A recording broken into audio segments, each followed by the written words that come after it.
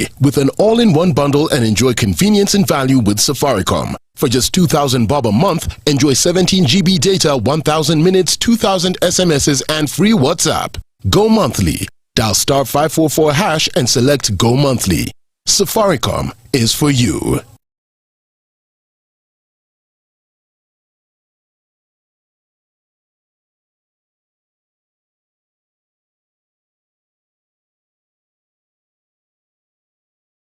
Why I'm Leah Obaga. Just a few hours after 281 MPs voted in favor of Deputy President Rigathi Gachagua's impeachment, he has taken to social media stating he is thankful for everything that's happened. Gachagua quoted Thessalonians 5:8 and Jeremiah 30:19, which says that from them will come songs of thanksgiving and the sound of rejoicing.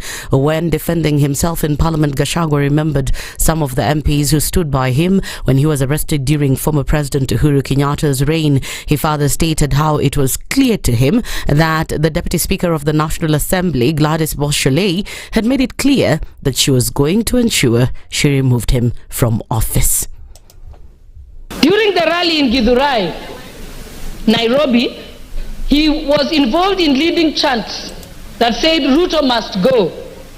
Ruto is a one-term president. He never denounced those statements. What that amounts to is that he is guilty of treason and other allied offenses. That is the Penal Code, Section 40. Honorable Boschele, I heard what you said. Eldoret. I heard this morning that you said I should be charged with treason. But my sister, me, I'm a grateful man. I remember, and I'll never forget. During the last administration, when I was arrested on fabricated charges, starting with the President William Ruto against wish of the government at that time, that is, Boschele came and sat with me at DCI headquarters, brought me tea, brought me lunch, sat with me, comforted me. At court, she coordinated the collection of 12.5 billion shillings as my cash bail. She came to see me in Gigiri for 4 days and had very kind words for me. Despite what you have said, my sister, I do remember that one good thing that you did for me. Love you and cherish you. However, Speaker Moses Wetangula asked Gachagua to apologize to the National Assembly due to some disrespectful statements he had made earlier on. It is spilled milk, it's water under the bridge. You said what you said, but it is only fair that being an immediate former member of this House, that you exercise your conscience to hold as to whether this is a theatre of the absurd or is an honorable National Assembly of the Republic of Kenya. You may start by addressing that. Mr. Speaker, sir, I have tremendous respect for this great institution.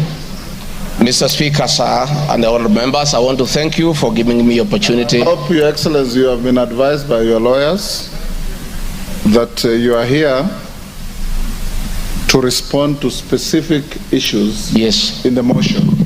I have my advice. And not to talk generally. I know. Yeah, so rules of relevance will still apply to you as they apply to all members. And 44 MPs who voted against the motion to impeach the Deputy President from office have expressed their disappointment with their colleagues' decision, claiming that the process was unfairly carried out. Githunguri MP Gathoni Wamuchomba has particularly criticized the way the sessions were conducted, claiming that some of them were not given enough time to air their views. She has also said that the move was politically instigated, just like many other decisions that have been made in the National Assembly. This is mob justice to Gachagua because we printed papers and we alleged that he's a thief. Gachagua is defamed, completely defamed, because this was not even cleared by Parliament. Number two, Parliament ilikuwa inacheza videos za Gachagua akiwa mashinani. Nani aliclear those videos? Because according to Data Protection Act, we are supposed to clear the videos before they are aired for any quasi-judicial process. This was a quasi-judicial process. If this is how we do some of these serious proceedings and some of these processes, I feel very disappointed. Kenyans, please listen to what Gachagua has said. Others who spoke after the decision have vowed to continue to defend Gachagua and ensure he gets justice. We march forward to the Senate, where we believe that there is an opportunity for reasoning to be there. The 281 members of parliament voted with coercion. They did not use the evidence that was provided by Mwengi Mutuse. It is very unfortunate to see how the process has been carried out by parliament, because we know the 2010 constitution gave us a framework to ensure that the deputy president does not work at the whims of the president. That's the News Wire. I'm Lea Obaga.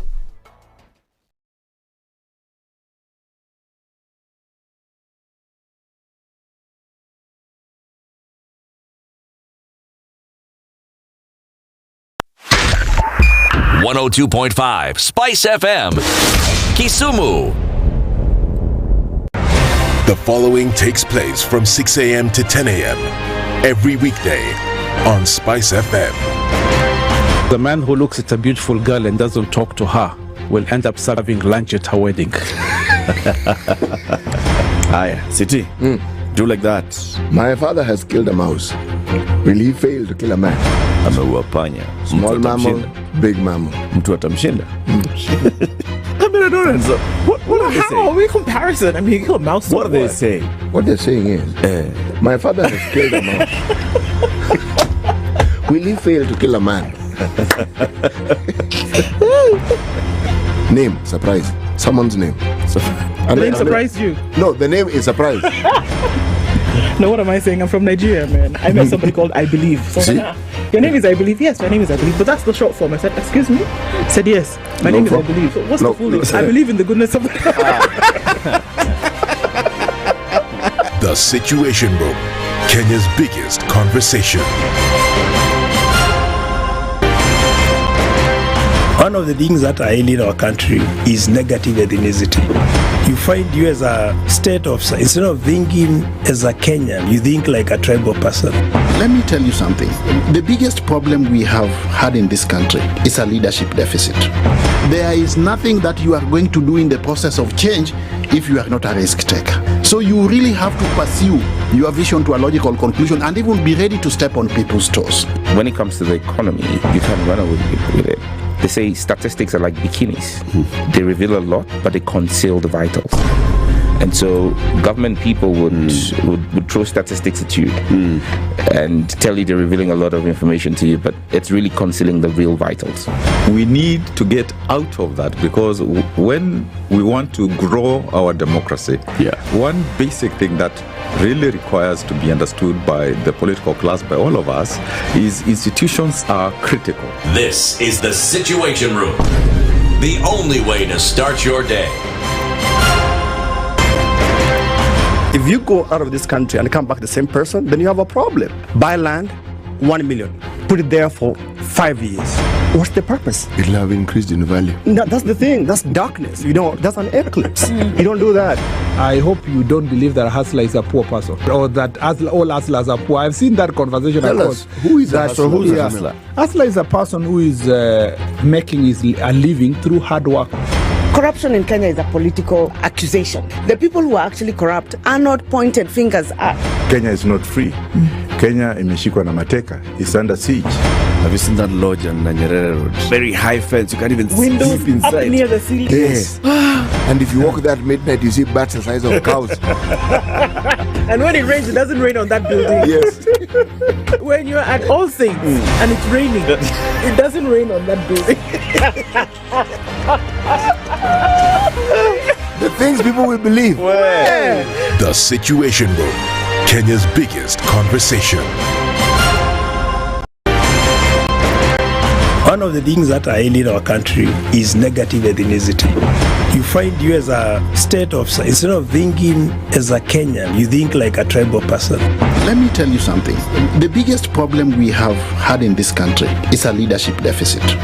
There is nothing that you are going to do in the process of change if you are not a risk taker. So you really have to pursue your vision to a logical conclusion and even be ready to step on people's toes. When it comes to the economy, you can't run away with it. They say statistics are like bikinis. They reveal a lot, but they conceal the vitals. And so government people would throw statistics at you and tell you they're revealing a lot of information to you, but it's really concealing the real vitals. We need to get out of that, because when we want to grow our democracy, one basic thing that really requires to be understood by the political class, by all of us, is institutions are critical. This is the Situation Room, the only way to start your day. Revenge is for children. It's for kids. When you grow up, you realize the best revenge you can take on somebody is to ignore them. Now, I'm just new in politics. It is not everybody's cup of tea. That's why some people come in one term and that's it for them. Political parties in this country do not have ideologies, whether luring or otherwise. And that is the effect of corruption. Any time an offense occurs anywhere in the country, it is the job of the Inspector General to look into it. Whether it's corruption, whether it's murder, whether it's petty, that is his job. If we have chosen to be a corrupt nation, then we produce corrupt leaders. Everything then becomes chaotic that you cannot be able to change a nation. The Situation Room, Kenya's biggest conversation.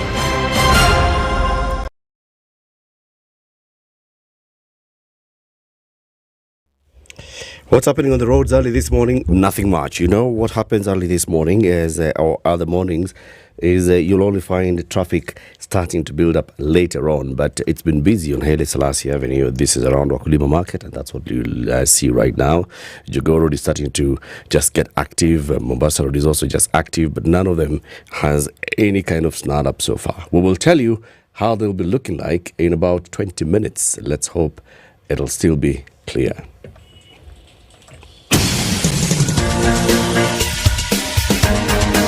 This is the Situation Room, the home of hard-hitting political commentary and penetrating insights about the state of the nation. This is a talk radio experience like no other. The Situation Room, a place for hard truths, debates, and elevated conversations. The Situation Room, witty, political, engaging, deep, controversial. In the room, we have C.T. Muga, researcher, academic, seasoned political observer, a fountain of wisdom in these politically uncertain times. Ndu Okoh, Nigerian by birth, Kenyan by choice, communications expert, Pan-Africanist, a truth seeker and believer in people power, and Eric Latiff, agent provocateur, the man in the chair, seasoned journalist, news hound, a man who believes in punching up, not down. This is the Situation Room, the only way to start your day. It's Wednesday, the 9th of October, 2024. How are you doing?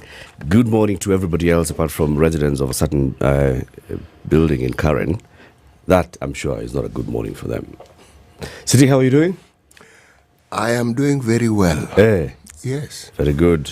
Yes. It's good to see you. Nice to see you too, Eric. Yes, as you say correctly, this morning may not be good for other citizens of this particular country. Kuna watu ambao bwana. But there are days like those. Yeah. Kuna. The French have a saying, it's comme ci, comme ça. Comme ci, comme ça. Tu veux pas. Okay. Yes. Ati tuva or tuva pa? Ni yule jamaa ndio. Okay, yes, tuva yule. Oh, we have a guest host today, and Anki Doris Sobat is our guest host, news anchor at KTN. Anki Doris, good morning. Good morning, Latiff. How you doing? Good morning, CT. I'm good. I'm very, very well. Very good. Yeah. Yeah, you, at least even you're well. I am well. At least I don't come from that particular, residential area. Yeah. So I am well. I'm alive and kicking. And I can't wait to see what today brings. Yes. Yeah. Yeah. Well, things happen. And life just moves on. There are things that come up, there are things that go down. There are things that evaporate. Yeah, things that evaporate. Sublime. It's life. This morning I was reminded of a song by Lady Isa called Kuteleza Si Kuanguka. Remember that song? Jua maisha ni mlima, maisha ni mlima, unakupanda na kushuka, kupanda na kushuka, kuteleza sio kuanguka, mtoto wa mama. I just never knew the words though. Like, but you know the song. Yes. Yes. Bas, maisha ni mlima. Kubwa. Mlima. Ukipanda mlima, unaweza shuka mlima. Watu wapandege mlima wakaishi huko. Wanashuka. Mlima, utashuka mlima. Lakini unaweza iguza kweli? Ukitereza, utaanguka. Hey. C'est la vie. Yeah. So the encouragement to the family, Idara Gachagua and your family, just remember, maisha ni mlima. Kuna kupanda na kushuka. Kini mlima bado iko. Yes. And nothing is permanent. Mlima bado iko. Mlima itakaa pale pale. Today we're going to have several conversations, and let me tell you what. So it's Customer Service Week. Did you know that, City? Yes. I'm not very clear as to what that means. Seriously. Yeah. But something interesting happened. I visited my bank the other day. They give you sweets. No, he's right. But I was given chocolate. It is chocolate. I was given chocolate. That's what they do. They take all your money, and then this 1 week they give you sweets. I was given chocolate. Wow. I think banks should get a message. Give us our pens back. Stop tying those pens. Oh, yeah. Now that it's Customer Service Week, the other time with with the string. us with a pen. Oh, yeah. Yes. Yeah. Not chocolate. Yeah, you can give us chocolate, all right. But with a pen? But with a pen. This guy's bank gave him a sweet. Mine gave me chocolate. There's a difference. We've created your bank. Let me step over anything. Ulipewa chocolate ngapi? Sina bank. Ulipewa chocolate ngapi? Billy. Yes. Ulipewa bag mzima. Oh, wow. City, kuna mlima. Unakupanda na kushuka. At this rate, if we continue, I'm going to say, they gave me shoes. What did they give you? I'm just marking. Because no one is asking for evidence. 2% loan. Oh, no one's asking for evidence. That's a good one. No, there's no evidence. I'm gonna probably start asking, but I know the people who are noting comment section in Itisha evidence. No. The rest of us want to see it. This one, they should ask their banks what their banks gave them. But did you get shoes, City? For what? See, I went in with shoes. You didn't need it. And I walked out with shoes. Okay. Now, what do insurance companies give on Customer Service Week? They wish you long life. Yeah. The acting CEO of Okoh Insurance will be joining us at 9 a.m. Her name is Esther Mogore.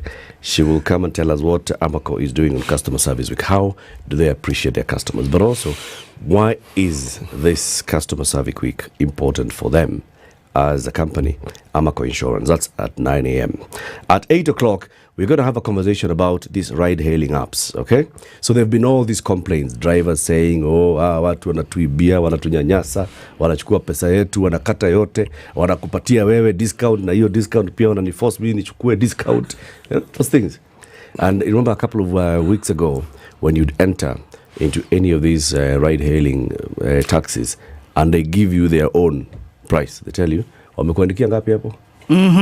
Hii ndio utalipa. Okay? I encountered it. Yeah. And you ask them why. They start counting. Unajua bei ya mafuta imepanda. Unajua insurance imepanda. Unajua kuna housing. Yeah. Unajua interest. Hii gari inalipa loan. Banki nimeniambia wapandisha interest. You know all those things. So we are like, okay, no. This one we must address. We have therefore invited one of the ride-hailing app companies, and this is Bolt, to come. And today Bolt will be on the hot seat. They will have to answer these questions. So what exactly is it that we see with the relationship between the app company and the driver and the customers? Yes. And the logic behind how it is they determine their pricing. Yes. Yes, because at the heart of the discussions and the complaints we hear from the drivers, I speak as somebody who uses that particular mode of transportation on a daily basis. So I listen to these complaints. What it is that determines that decision that they make, so we understand it. Indeed. Yes, because when the driver is explaining to you, it's in a sentence. That's true. So Linda Ndongo is the general manager for rides at Bold Kenya. She will be with us at 8 a.m. And then at 7 o'clock, we talk about the Women on Boards Network Awards, which is going to be happening soon. Beatrice Beso is a coordinator of that Women on Boards Network Awards, and Reverend Geoffrey Njenga is a board member of the Women on Boards Network. So, honoring leadership and gender equality. We are seeing more and more women being appointed to join corporate boards. Our own CEO, Marion, has joined which board? Absa. Yeah. Right, and we're seeing more and more women, and in fact there's been this push for having more and more women joining corporate boards and boards of other organizations. So this is a conversation we'll be having at 7 a.m. It's 20 after 6. Are you online? If you are, say hello to us on YouTube or Facebook. We'll be acknowledging your presence shortly. Let me first give you a quick look at the weather forecast, and then we'll look at the proverb and the headlines. This is the Situation Room, the only way to start your day. The weather with SpiceFM.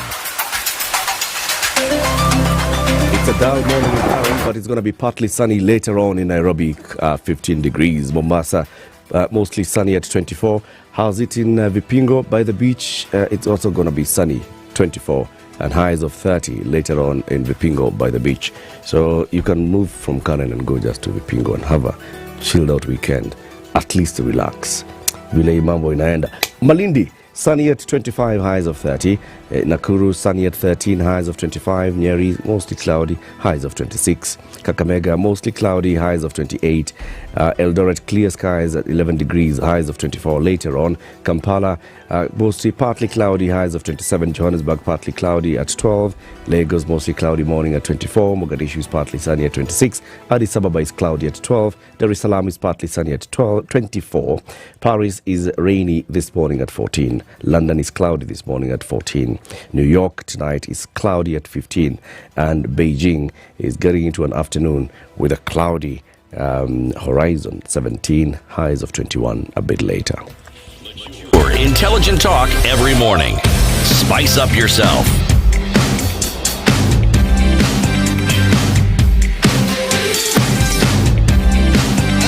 Mornings done right. 94.4 Spice FM, Nairobi. Nihil Tutlam says is listening in from St. Louis, Missouri in USA. Karibu sana. Wangi Juba, good morning. Hope you are well. For the situation on the ground in Nimombi. Yeah, mambo yote Nimombi leo. Karubi Steve Roaka is tuned in. King Dave Lubale, good morning. He says his bank gave him news feeds and photo cake. What's a photo cake? What's a photo cake? A cake that has your photo on it. Photo cake. Yeah, photo cake. C-A-K-E. Yeah. Yeah, it's a cake then. The cake. So it's a cake with a photo on it. I believe so. Okay. Is it? Okay. Tom Odiek, good morning. Kenyan American analyst. We want evidence of the shoes, City. Thank you. Amos Amolo. Where is Ndu you're referring to? Ndu is in Nigeria. Today is Wednesday. Tomorrow, Ndu's uncle is being coronated as king. Ooh. Yeah, she'll send us evidence. Those of you who don't have relatives who are kings. Oh, come on. If you can't inherit from your siblings. You can't get king, get chief.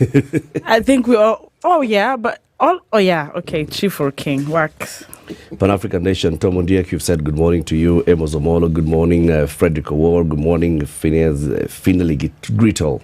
Hey, Mkwama and Gustav Mandela, Monica Ole, Elvis Kirando, John Harika Kenya, Cecilia Ngwenyi. There are many. Brown Guayo, Jack Otambo, good morning from Naivasha.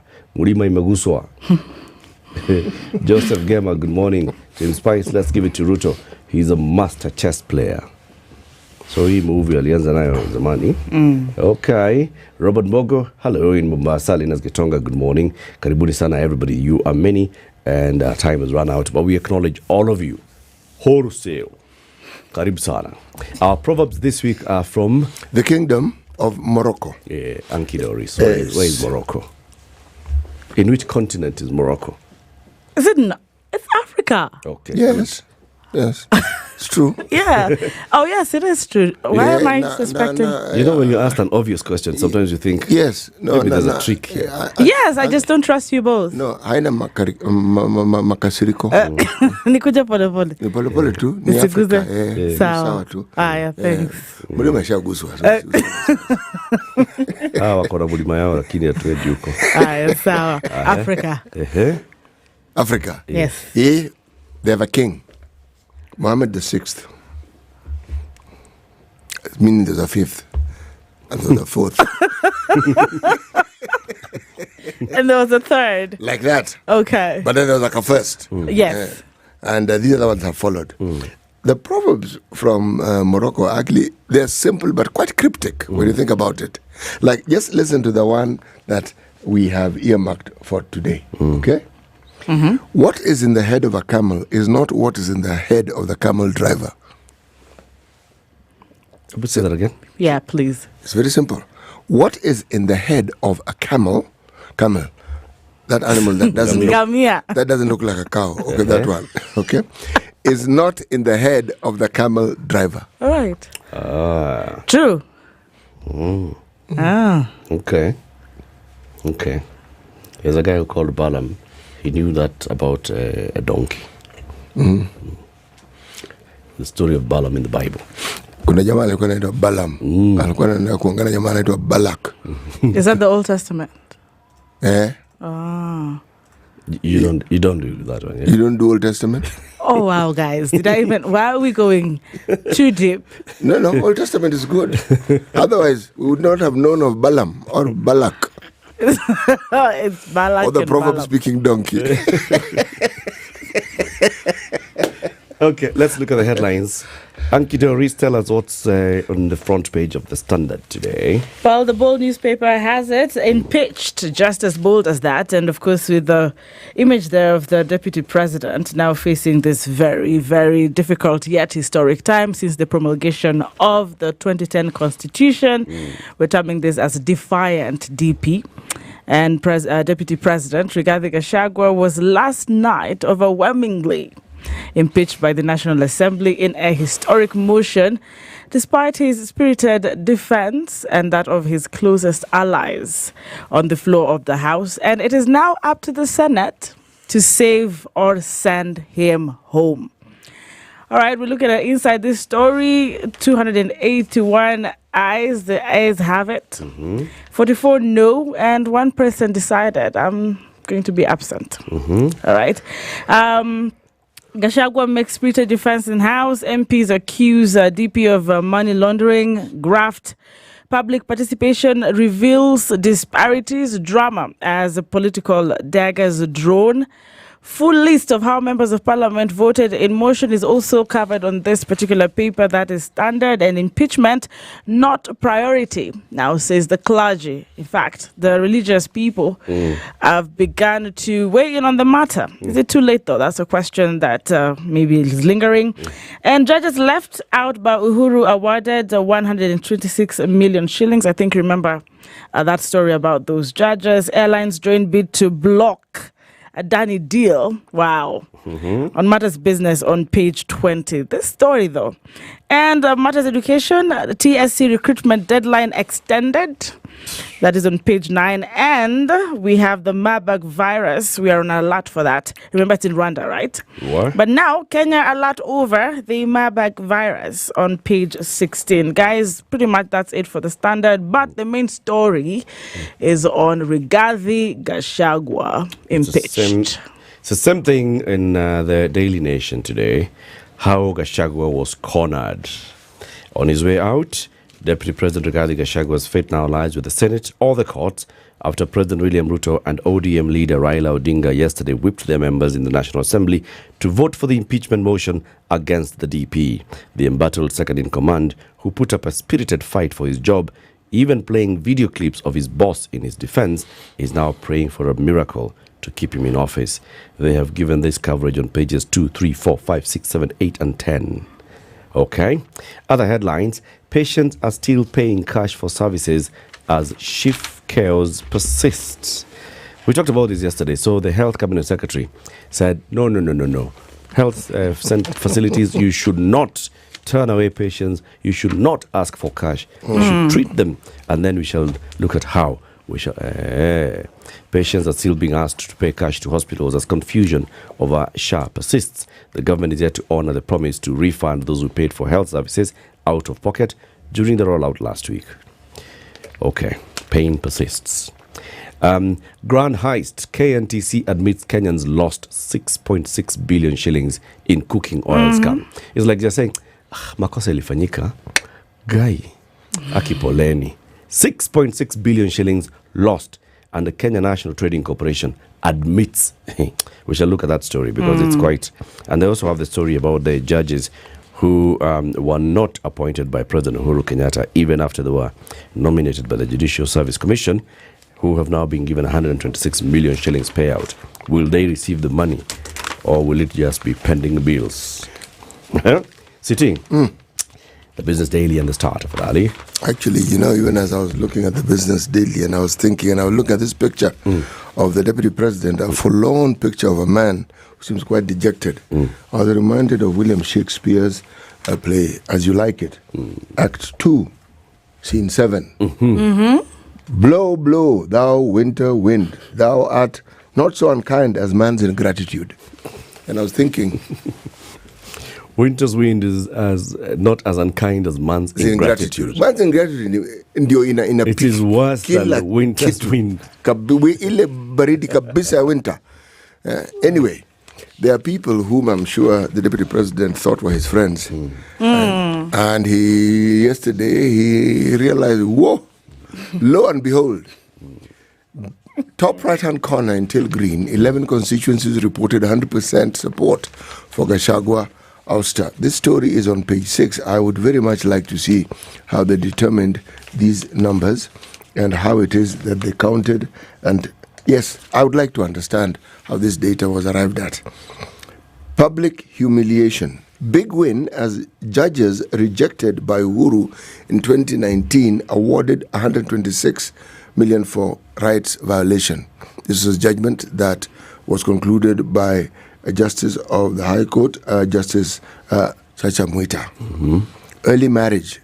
How an award injected energy into Abdallah's passionate activism. Abdallah here is Naila Abdallah. Okay? A girl who was married at a very young age. When she finished Form 4, early marriage. She left that marriage and decided that she was going to do something else. And she founded 6 Sisters for Justice. This is a story that we can read about in detail on page 10. Then bang in the middle of the paper, history. It is true, it is history. 281 lawmakers vote to kick out DP in a first under the 2010 Constitution. And the Star asks the question, end of the road, question mark. And they say if Gachagua is impeached, he will cease to hold office, marking a pivotal moment in the Ruto administration.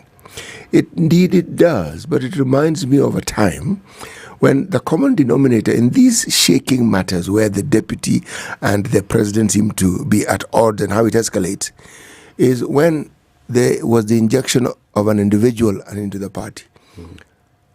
When there was a handshake between Raila Odinga and Uhuru Kenyatta, then Chinua Achebe came into the play. Things fell apart. Oh, sorry, yes, okay. Raila comes in with a handshake with Ruto now, and voila, once again. Broad-based government. Things fall apart. Yes, Chinua Achebe is with us yet again. And things are definitely not only are they falling apart, the center has refused to hold. To hold? Yes. Even when Raila went to Kasarani and shook hands with Moi, ask the late J.J. Kamodo what happened. The center did not hold. Things sambaratikwad. The sambaratikwad. Yes. But indeed, someone was asking, I don't know who, it was a clip going around, especially after you remember the IEBC Act and the broad-based government. Someone said, but who is this guy, Raila Odinga? Who is this guy?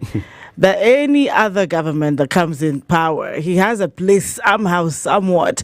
That question still lingers. I mean, who is this guy that when he comes into the picture, remember the deputy president now facing all this had mentioned earlier on, akasema nimeweka mitego.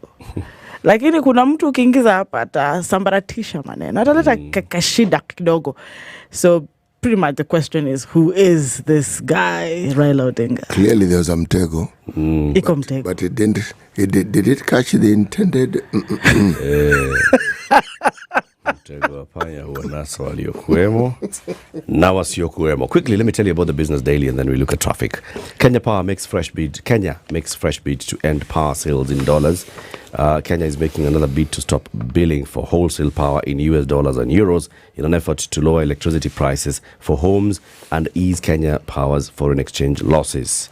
So there's new negotiations with IPPs, and in those new negotiations, the government and APRA are saying, okay, let us see, you cannot be billing us in dollars because we are now transferring that to the customers, and the customers are complaining. CBK cuts main lending rate by biggest margin since COVID-19. So the CBK Monetary Policy Committee met yesterday and they cut the key lending rate by 0.75% or 75 basis points from 12.75% to 12% after inflation dropped to its lowest level in over a decade. The cut is expected to trigger a fall in the cost of loans for households and firms who have struggled to service costly credit since the CBK started raising rates in June amid global economic shocks that saw inflation rise to multi-year highs. Okay, some good news there. Geothermal power supply on grid dips and hydropower surges. SHA reverts to manual claims on system glitch. The Social Health Authority has resorted to manually filled out claims by healthcare providers after its digital claims management system suffered a series of setbacks. And let me just add the word minor setbacks. Okay? Yeah. So let's take a look at traffic. All right. It's 24 minutes to 7. Let's see what's happening on the roads. And then we'll look at some of these details, stories in greater detail. This is the Situation Room, the only way to start your day. It's still okay, imagine. So Mombasa Road is okay. Langata Road and Ngong Road are fine. Jogoo Road is actually looking all right.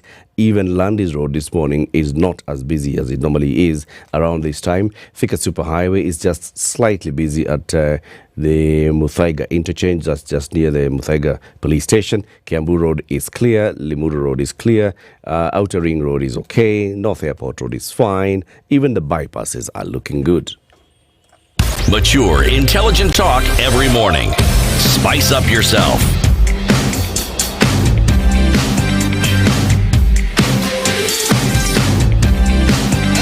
Mornings done right. 94.4 Spice FM, Nairobi. Okay, so let's talk about this impeachment, right? And we saw it unfolding in Parliament yesterday. MPs spent time, and by 9 p.m. they were all there to cast their vote, right? And we saw the outcome of it. But what did you make of the proceedings, Ankiloris? Were the MPs looking at the merits and demerits of the special motion presented by the MP for Kibwezi, or are they looking at how they have individually interacted with the Deputy President?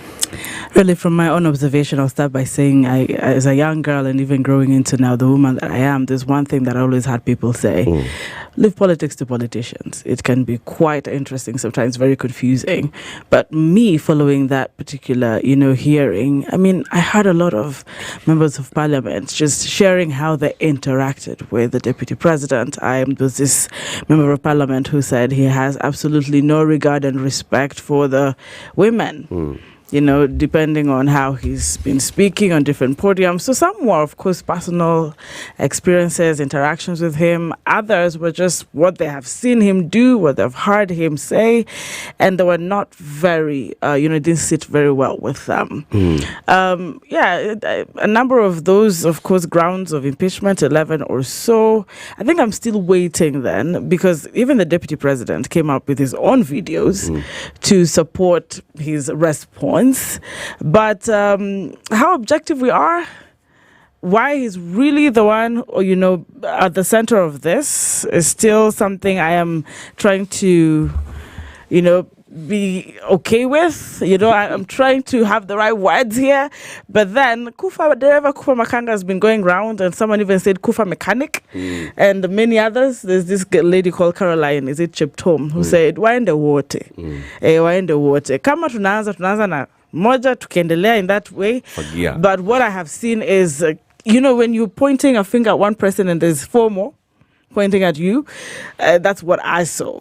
Yeah, that's what I saw with quite a number of those particular members of parliament. But also there's this member of parliament who was denied a chance to get rid of his signature. I don't know if you followed the National Assembly speaker saying, hey, once you append it, ndio hivo. You wanted to reverse his vote? Tetu member of parliament, I think. You wanted to reverse his vote? No, his signature. Remember the first, the one that needed 117 threshold. Supporting the motion. Yeah, the motion.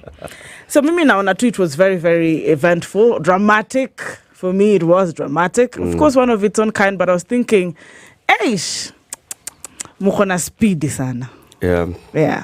There's something that Rigathi Gachagua said. He said, search your conscience and decide if I'm guilty of any of these allegations or if I'm merely undergoing a political process. Exactly. If you find there are no grounds, please make the right decision. City. Those clearly fell on deaf ears. 2 hours.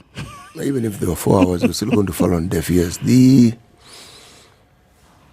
politicians never learn that the things they utter have a tendency of catching up with them. They never learn. However, the door that has been opened by this process is a door that will not be shut. Our constitution, its operationalization, just keeps getting more and more vivid. We understand it better and better and better. No one knew you could impeach a governor. We've seen governors being impeached. The issue of a deputy president going through this process, it was not thought of. Now we see it has been done.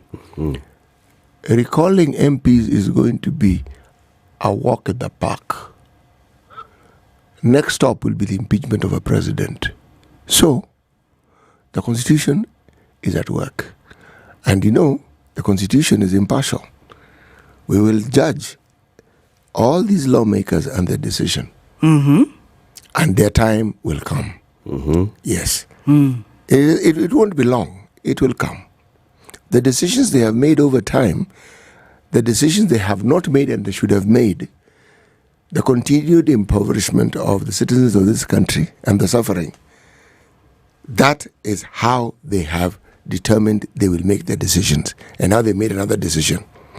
We will juxtapose, we will compare, and we will see. They're already on the weighing scale. Let them continue what they're doing.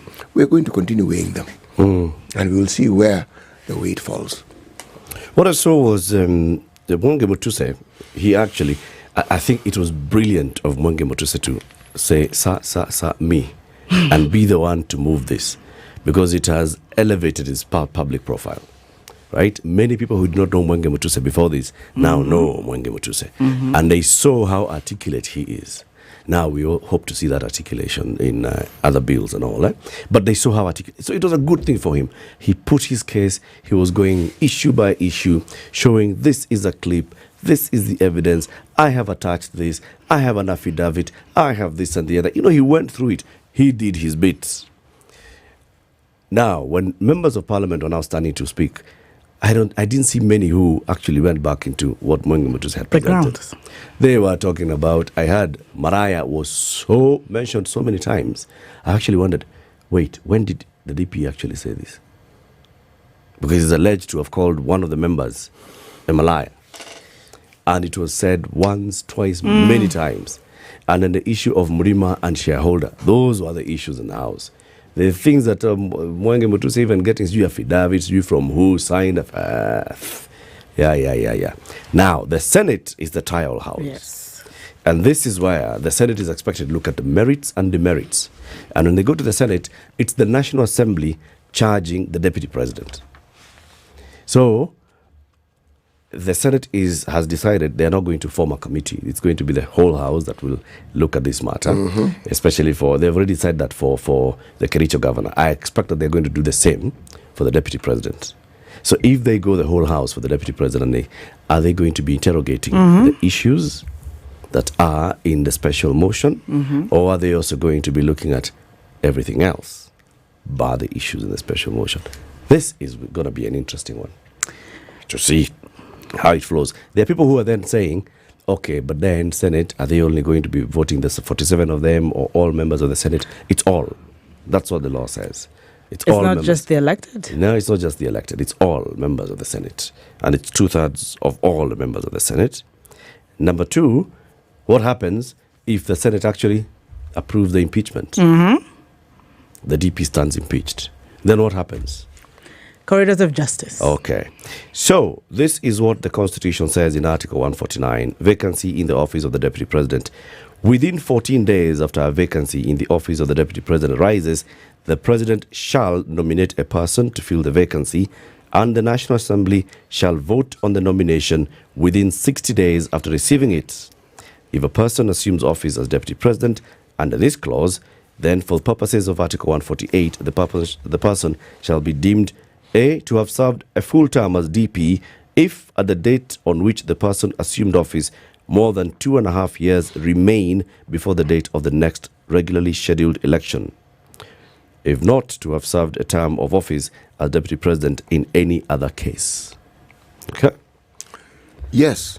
So within 14 days, the President should nominate.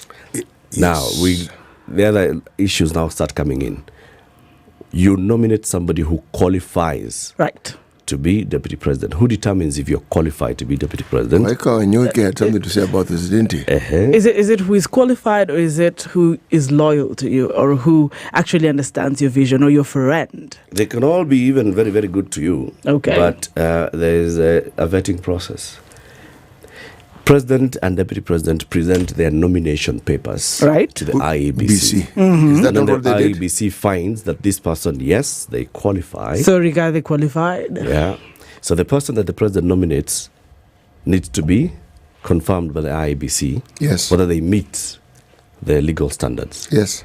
Now the other question now starts coming in. Yes. And that's what constitutional lawyer Waiko Onyoiko Let me said. just read what he had to say. To be sure, only IEBC has sole constitutional mandate to determine whether a person is eligible to be a DP nominee. So if Ruto succeeded on the Rigathi issue before sending his DP nominee to Bunge for approval, he must get clearance from IEBC. And that is how the people start recalling their MPs. I find us a very interesting country. Am I living in utopia? Do we have an IEBC? That's the thing. We don't. So the question is, we have an IEBC. Commissioner. The Secretariat is there. The commissioners are not in office. Yeah. So is this a matter to be looked at by the IEBC commissioners, or is it to be looked at by the IEBC Secretariat? There's been another emergence of another issue, some case law. In a previous court case, a court had determined that the matter of checking qualification is a very, very administrative issue. Yes. So the IEBC CEO can do that. You don't have to have full commission there sitting. Precedence is a serious thing. Very, very, very. Yes, precedence is a serious thing. Now, because that precedence, it therefore means that one could argue that nothing's stopping the president from presenting his nominee to the CEO, because the CEO exists. Of course. Wow. So what are we looking at? Someone tweeted, I'm sorry to take you guys back a bit, when I think it's Sudi, he took to his Twitter account, X now, just before, when we were looking at the impeachment as some of those mamas in the corridors, and he said maximum 2 weeks. Now look, it has happened. Yeah. If we have the CEO and you suddenly tell us that this is possible within a time frame, you have seen that there are certain names coming up as persons of interest if the president decides to go that direction. And if City, what you're saying, and of course what Latiff is saying, that we have a CEO and nothing is stopping the president, then things might move a little bit too fast. I'm not being a prophetess of anything, trying to understand as well what's happening in the country, and looks like anything is possible. But there's something else we haven't mentioned. You mentioned it in passing. I did. Yes, you said the corridors of justice. Yes. Because it will enter this equation. Yep. And I'm certain that the DP's legal team is prepared for it. Oh, indeed. Indeed. Just like the Wambora cases. Yes. Or even the Meru governor case. Yes. Right? Mwangaza. Yep. How does the judiciary play into this? Yes, exactly. Even after a decision is made in the Senate, how does the judiciary play into this? Even after a high court determines a case and states their position, and it goes to appeal. Yes.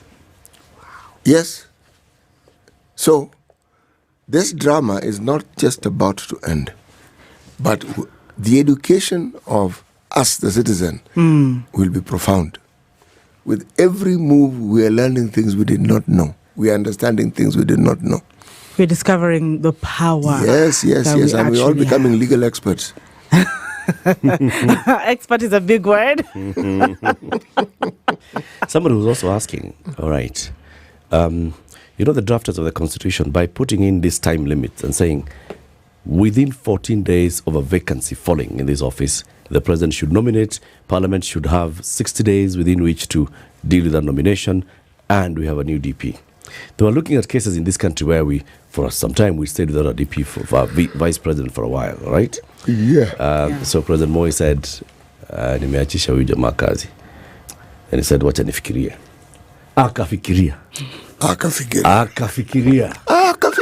We? Akafikiria ria. That is it.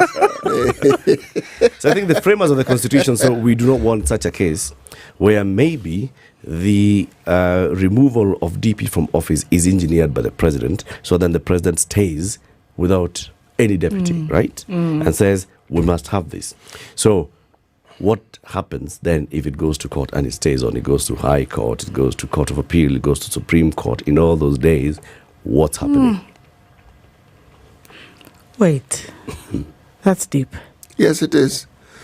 We've had certain cases, and unless I'm not a legal expert yet, but if I look in hindsight, I think there's certain cases facing certain governors or former governors, if they're not serving, that is still before the judges. 5 years, 2 years, they can stretch that long. Well, we have a case of a sitting MP who was actually jailed.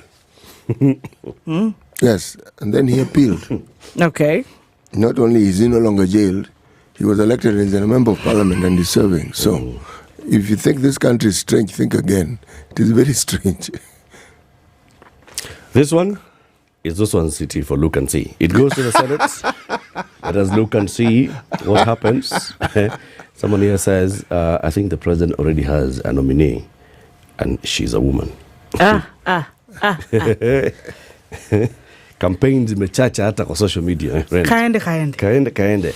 Let me give you this story, page 11 of The Nation.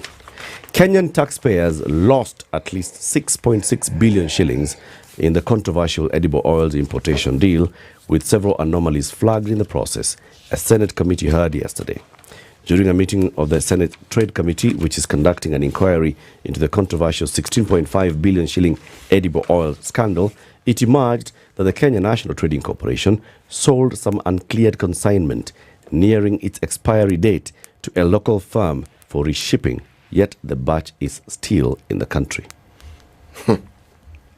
So they sold an uncleared consignment nearing expiry date to a local company for reshipping. Why are they selling it for reshipping and it's nearing?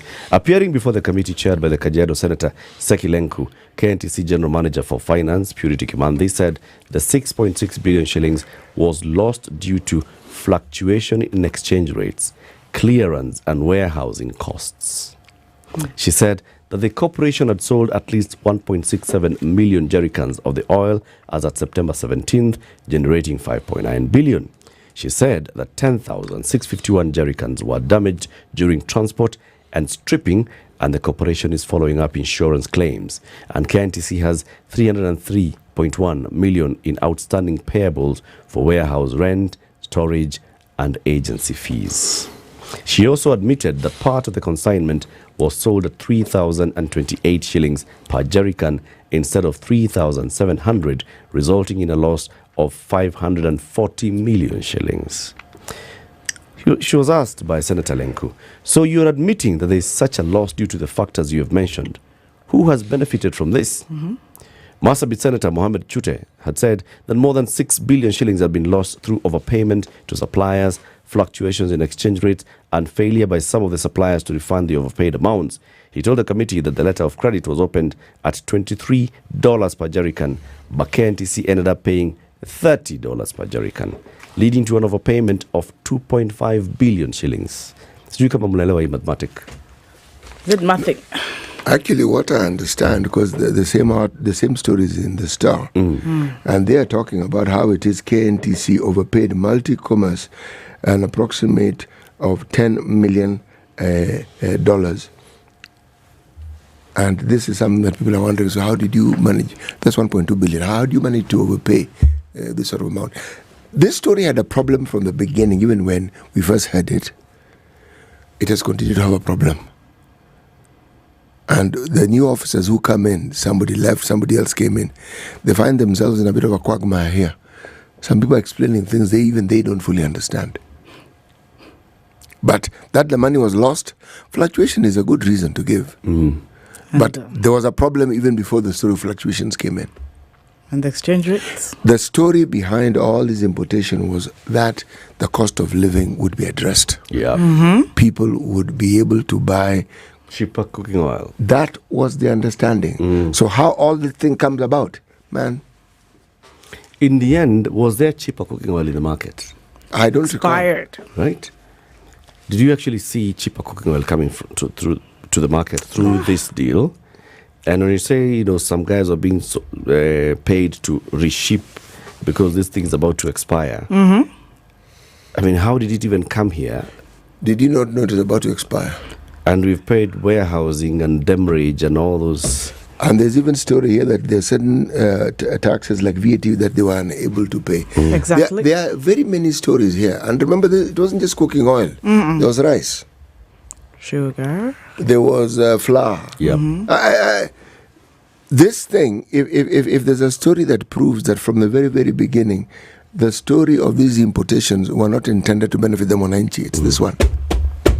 Why are there so many explanations for something which, when we were told, was very simple and straightforward? Why is it suddenly getting convoluted? And really, guys, even after admitting, because there's always admissions, they acknowledge. They'll always come up and say, we've done our investigations, this is where we lost it. But at the end of the day, it's lost. Does anyone ever think, so what? After you lose it, another admission, any recoveries, any plans, put it in this report. We need to follow up because you can't tell us, yes, there was a scandal, we admit it. Okay. So we clap our hands. Kent is not a private business entity. No. It's a government. It's a government parastatal. Right. So the money they were using is our money. Please understand. Account it. So when you hear these losses, it is your money which you're being told is lost. Exactly. And that money was intended for something which now it cannot do. Anytime you hear of an overpayment, it is your money that is being used to overpay. It's something you must always understand.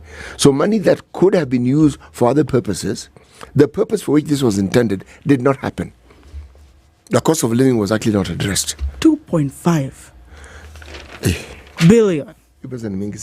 Kasirika. It is 6. We have become so desensitized with these figures, Yes. That we just look at it as 6. You don't remember it's 6.6 billion shillings. 0.6 billion is 600 million. That is a heck of a lot of just money. The 0.6. Mingi pesa. It is 600 million. 6 billion shillings. If you think about how much has been allocated now to primary healthcare and the emergency critical and chronic care fund, 5 billion shillings, and it is insufficient. If you added this 6 billion shillings, you'd have 11 billion shillings. We would be saying that go to your local health facility, go back home, it's been paid. Do not even chuck a cent. Yes. And that would be nationwide. And this is what it means, Bana. It's 6 billion. It's not just like a small figure. No. Counties, there are counties that receive 4 billion as what it is their share of revenue. Yes, 4. Others, 6. Whole county. Now you're being told 6.6 billion as though it's just a figure. It's actually not a figure. It's real amounts of money. This is a lot of money. To and we can just say, by the way, we lost it because of exchange rate fluctuation. Excuse us.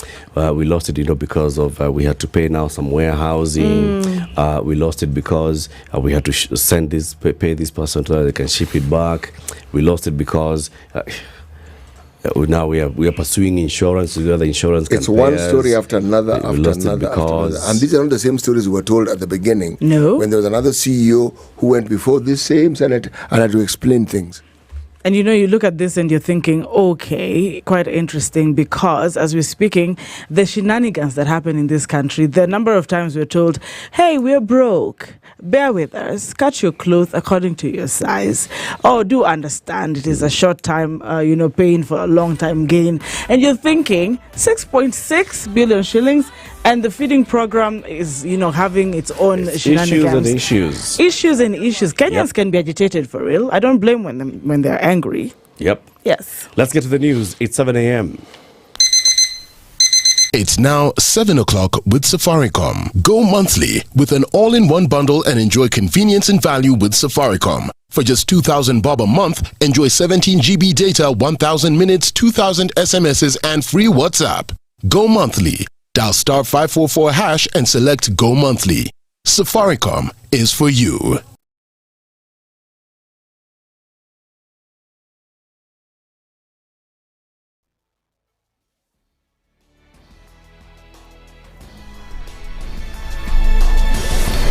Good morning, this is the News Wire. I'm Leah Ubaga. Deputy President or impeached Deputy President Rigathi Gachagua now has the Senate to save him. That is, if he manages to raise 23 senators to defeat the motion sponsored by Kibwezi West MP Mwengi Mutuse. Mutuse preferred 11 charges upon which 281 MPs voted to send President William Ruto's principal assistant packing. The accusations include gross violation of the Constitution, undermining the president, undermining devolution, irregular acquisition of wealth, publicly attacking a judge, intimidating acting KEMSA CEO, promoting ethnicity and insubordination to the president, among other charges. Only 233 MPs were needed to support the motion for Gachagua to stand impeached. With the vote, the motion now moves to the Senate, which the Constitution treats as the trial house. Order, members, order. Members, the results of the division on the motion are as follows. Abstentions 1. The noes 44. The ayes 281. So the ayes have it.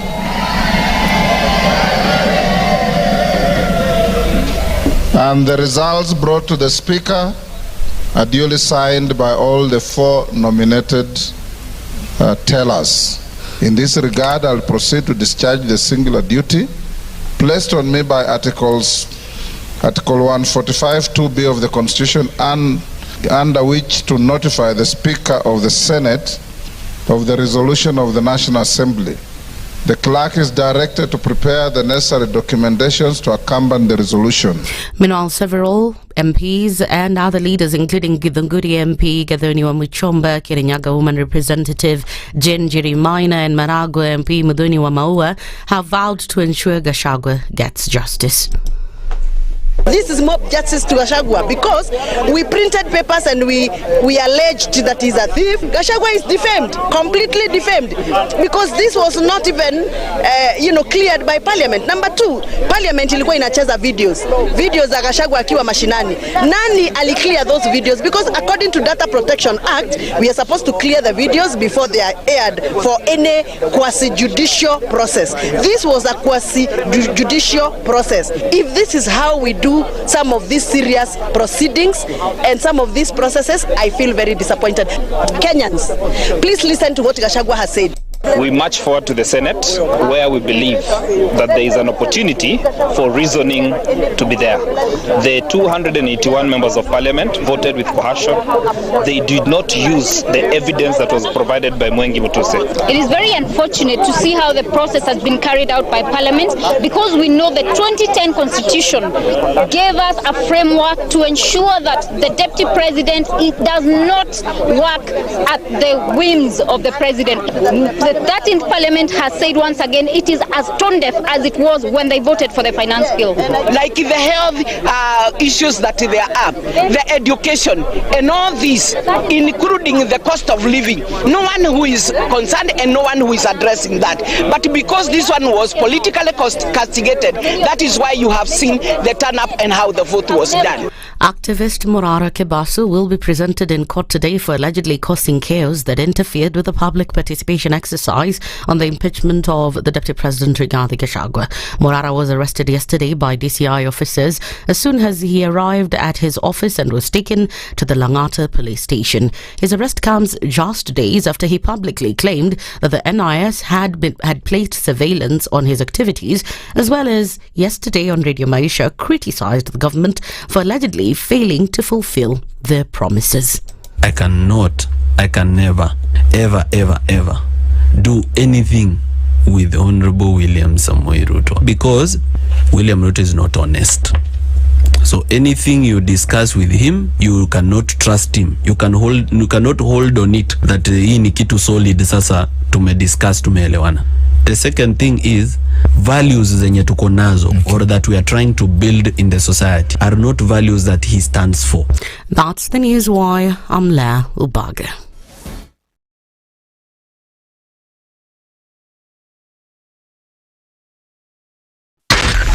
SpiceFM, Nakuru.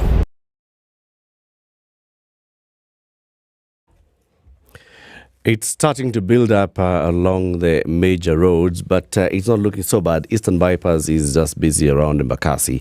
North Airport Road is not so busy. Jogoo Road is not looking bad. Actually, Landis Road is not bad. Even Thika Superhighway.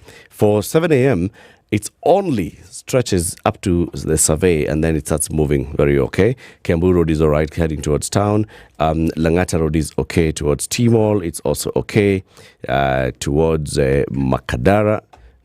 Madaraka. I have to keep remembering this. Madaraka. And then you have Aerodrome Road towards the Bunyala roundabout. That's where it just gets slightly busy, but it's all right. Even Ngong Road heading towards town is okay. We'll look at Westlands coming towards town. It's fine. Ring Road Westlands in both ways, just around the school, the Consolata School, it's busy, and we know why. Also, James Keshoro Road is busy heading towards ABC Place and out of ABC Place, and we also know why. It's because of the schools there at the junction with Mzima Springs. And then the other roads, Kabete Road is okay for now, and Red Hill Road is okay for now.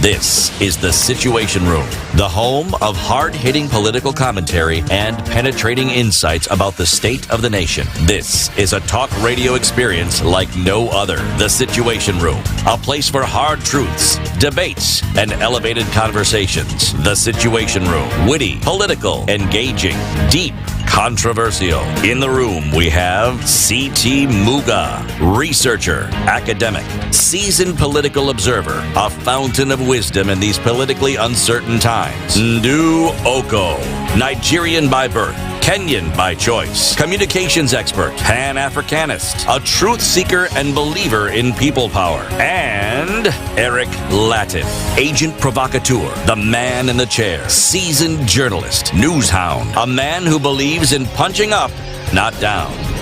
This is the Situation Room, the only way to start. Good morning and welcome to the second hour of the Situation Room. This is Kenya's biggest conversation on this Wednesday, 9th day of October 2024. Karibu sana. It's Eric and CT. Ndu is on leave, but we have a guest host today, Anki Doris from KTN. She's here with us. Anki, salimia watu, jamaa na marafiki. Tuma salamu. Natuma salamu zangu kwa jamaa na marafiki. Najua mama yangu anasikiza, anti yangu huko. Nashukuru sana. Nataka pia kutuma salamu kwa Murima. Sasa kusema Bwana asifiwe leo asubuhi. Waambie pole. Nashukuru lakini pole kwa baridi. Very good. Asante. Now, Anki, you know of Naivas supermarkets. Yeah. They say Naivas saves you money. Naivas has several stores across the country. Okay? And some of those stores are 24 hours, particularly in Nairobi. Let me tell you the ones that you already know that to be 24 hours. You know Naivas in Westlands, 24 hours. Naivas Airport View, 24 hours. Ronangala, 24 hours. Moi Avenue, 24 hours. Naivas Development House, 24 hours. Naivas Kingara, 24 hours. They have 2 more that are now 24 hours. Nice. Naivas Kamakis and Naivas Utawala. You know where Kamakis is? Yeah, I think somewhere along Thika Road. Bypass? Yeah. Yes, it's the Eastern Bypass. Mahali pa nyama. Where the Eastern Bypass joins Thika Road. Yeah. Hapo ndio unakula nyama mzuri kabisa. Na mutura. Ile mzuri. Kabisa. Reverend Jenga, don't you agree? Well, I don't know what I'm getting myself into. I need to be a little careful. Canon will be used against you. I have learned that many times over. But if it's about eating nyama, good nyama? In Kamakis? I mean. Yeah, even Utawala. I mean. Right. So if you go to any of those 2 places and you'd like to shop at any time of day, even if you're driving along that road at night, Eastern Bypass, you get to Utawala, you can get the Naivas that will be open. You get to Kamakis, you get a Naivas that's open. To know. 2 new ones. Reverend Geoffrey Njenga is one of our 2 guests this morning. He is a board member on the Women on Boards Network. She's here with the coordinator of the Women on Boards Network Awards, Beatrice Meso. Beatrice, good morning. Good morning. Karibu sana to the hot seat of the Situation Room. Asante sana. Karibu. You will tell us about these awards and Women on Boards and why Women on Boards is an important thing, you know? I know we have talked many times, we hear very many conversations about women joining boards, and there's been a big push for women to join boards. You'll talk to us a lot more about that. But the first thing that we are going to do is CT is going to tell you about something, about hospital and access to healthcare. You know the Aga Khan University Hospital, the main hospital on Limuru Road, Beatrice. You know it, right? Yes, I do. I'm sure you have also seen Aga Khan clinics somewhere. Not on Limuru Road. All over. Sindio? Yes. All over. How many do you think there are? Hazard a guess. There are many. I've seen them in most of the counties, so I know there are more than 47. There are 53. There? 53 in total. 53. Yes. Okay, not very far from my guess. No, your guess was an educated guess. Very well done. There are 53 outpatient outlets by the Aga Khan University Hospital. So whenever you're thinking and you're feeling, all right, I want to go to a hospital and I need some care, you can go to any of these 53. And what services can you get there? You can get very many services, not just going at kupimwa kama uko na headache alafu uambiwe enda to the main hospital or Tirifaro. No. You can go in there and find a cardiologist at these centers. You can go in there and find a urologist at this center. Family physicians, neurologists, nutritionists, psychiatrists, ENT specialists, dentists, dermatologists, pediatricians, gynecologists. Can you imagine?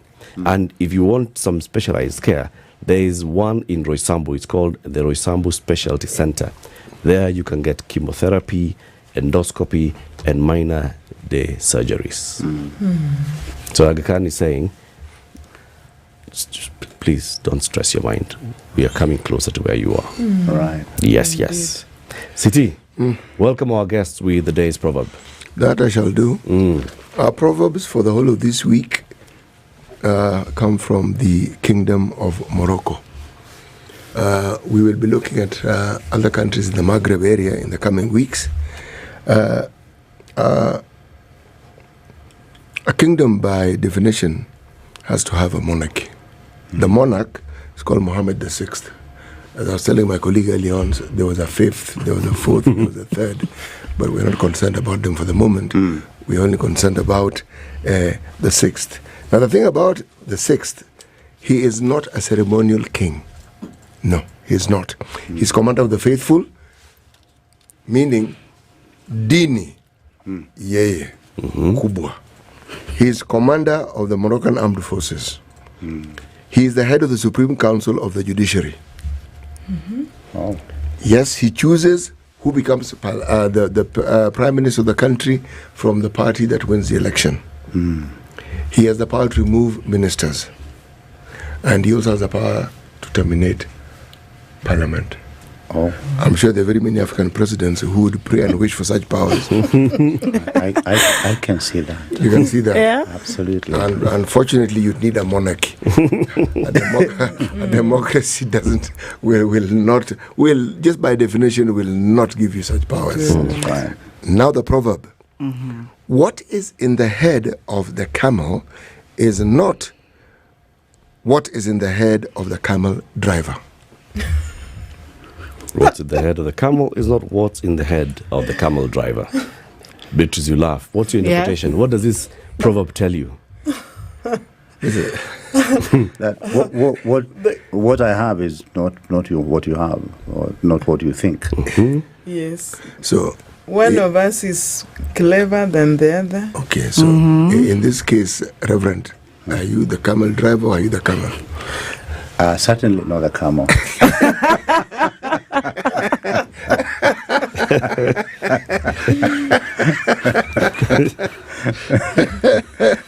How can I be? So what you have is not what I have. Yeah. We each have different things.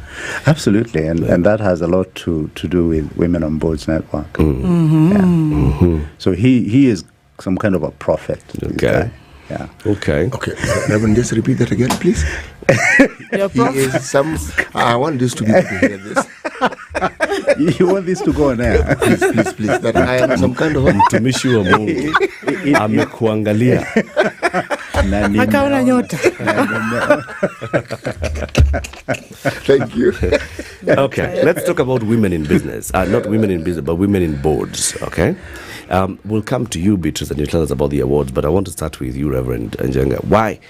What is Women on Boards Network? Let me give a little background. We've been told for the longest time that we are different, but that's not where the problem is, because everybody knows we are different. But for the longest time, we were made to believe that men and women were very different, and that also was not necessarily the problem. The problem was the thinking of superiority and inferiority. Like I said, many people are made to believe that male and female cannot have equal capacity to do things. And for that reason, the tendency has been, even in antiquity, to push the women down as men promoted themselves. And that has created a lot of problems the world over for ages past. Women on Boards is trying to address that disparity and that problem. And we believe very strongly that's a fallacy, that you don't have some who are better than others. You may have some physical characteristics which are different, we agree, and should be different, but it does not in any way suggest that one is superior, the other one is inferior, which means what? If we are able to bring in everybody, and that's why I like what the prophet said earlier, if we try and bring in everybody and create the possibility of getting the best from everyone, we are likely to do better at the individual level. We are likely to do better at the company level. We are likely to do better in our homes at the national level. So Women on Boards Network is trying to help everybody understand that everybody has something to bring to the table, and we are better off if we can harness it and use it for the betterment of the individual and the society. So what do? We promote diversity. We want to see that we bring in everybody and their talents to the table, wherever that table may be. Then we celebrate diversity where we see it. If in KTN, in this station, if we see this lady, that lady, this man, and that man, that's diversity, and they'll bring in their different talents and gifting. And we also drive inclusivity. We want to see as many as possible come to the table. That in a snapshot is what Women on Boards Network is all about. You must have been born because many of you observed a big problem. You looked at boards and you felt that they didn't have enough representation of women. Yes. How bad was the situation when women? Has been bad. It's not possible for me to talk statistics, but in the last 10 years, 15 years, the situation is improving. But the times before, having women on the board, on boards was the exception, not the rule. You know, you wouldn't. It was not the done thing. So we've come a long way, and we want to promote it even more, so that we have parity, that we have equal representation, not simply to appreciate the fact that one is a man, the other one is a woman, but to bring talent. And to bring the gifting and to bring ability, because really, even from the scripture point of view, we are the same in terms of the ability, the quality of thinking and capacity. And why should we miss out? Because if we do not include others, or if we exclude others, don't we get less? We do. Absolutely. We do. And that is our clarion call. We want diversity. We want to promote that which has been put down for whatever reason. Okay. For whatever reason. Beatrice, I want to ask you, in the corporate sector, many times, boards are not elective. Boards are appointive positions. People are appointed to join a board. Why were we not seeing many women being appointed to join the boards? Is it because board members and shareholders did not find enough pool of talent or people with a capacity to join the board? Was it just direct ignorance? Or was it that not many women were available or fronting themselves as available to join boards? Thank you. And exactly why we have Women on Boards network. In the past, the pool for women, where to get these women, board-ready women, and women who can sit on boards and perform. You know, there are two different things. Being there just to be counted as a number to sit pretty, and bringing value to the board. So real women who bring value to the board, maybe it was felt that were not there at that time, but this is now a thing of the past. We have grown. Women on boards and other like-minded organizations are creating board-ready women with the CVs, and not just CVs, but they are really ready. They have been trained, they have been mentored, they have been prepared, and therefore ask for any woman now, you will get. So in the past, that was not there. Alongside other issues like stereotyping, you know, it would be said that women are not good at this, they will not say anything reasonable and all that. But now we have grown out of that era, and those biases are not there. And this has come from what can be proved with boards where there are women. The statistics show that where there is a balance on the board for both genders and other balances, of course, like age, it will be a good and productive board. You see, Latiff, culture is a driver of society. And we are slaves of culture by and large. We believe what we've been told. We live the life that others are living generally because we belong. And the society has been socialized to believe that there is something missing in one gender, and that is not true. Some of the most driven people I have come up across are women, and very, very able to do whatever needs to be done.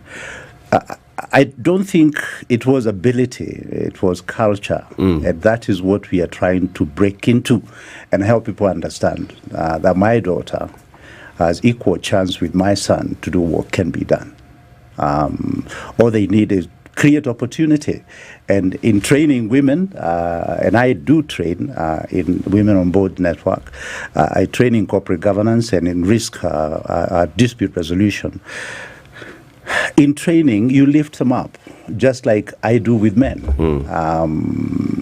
So basically, we're trying to break that cultural barrier that makes one want to believe my father, my grandfather would take me to school and not my sister. It's so unfortunate, so unfair, because, I mean, she has capacity that she could use to do great things. Quite interesting, I'm just following, and I think that's a really good thing that's happening. But the fact that, as much as you're talking about men and women, one other thing really catches my attention, that despite men being men, they're also not homogeneous, they're heterogeneous. True. Women as well, there are of all levels of education, exposure, and when we're looking at boards, I'm trusting that there are boards across the country, around the world.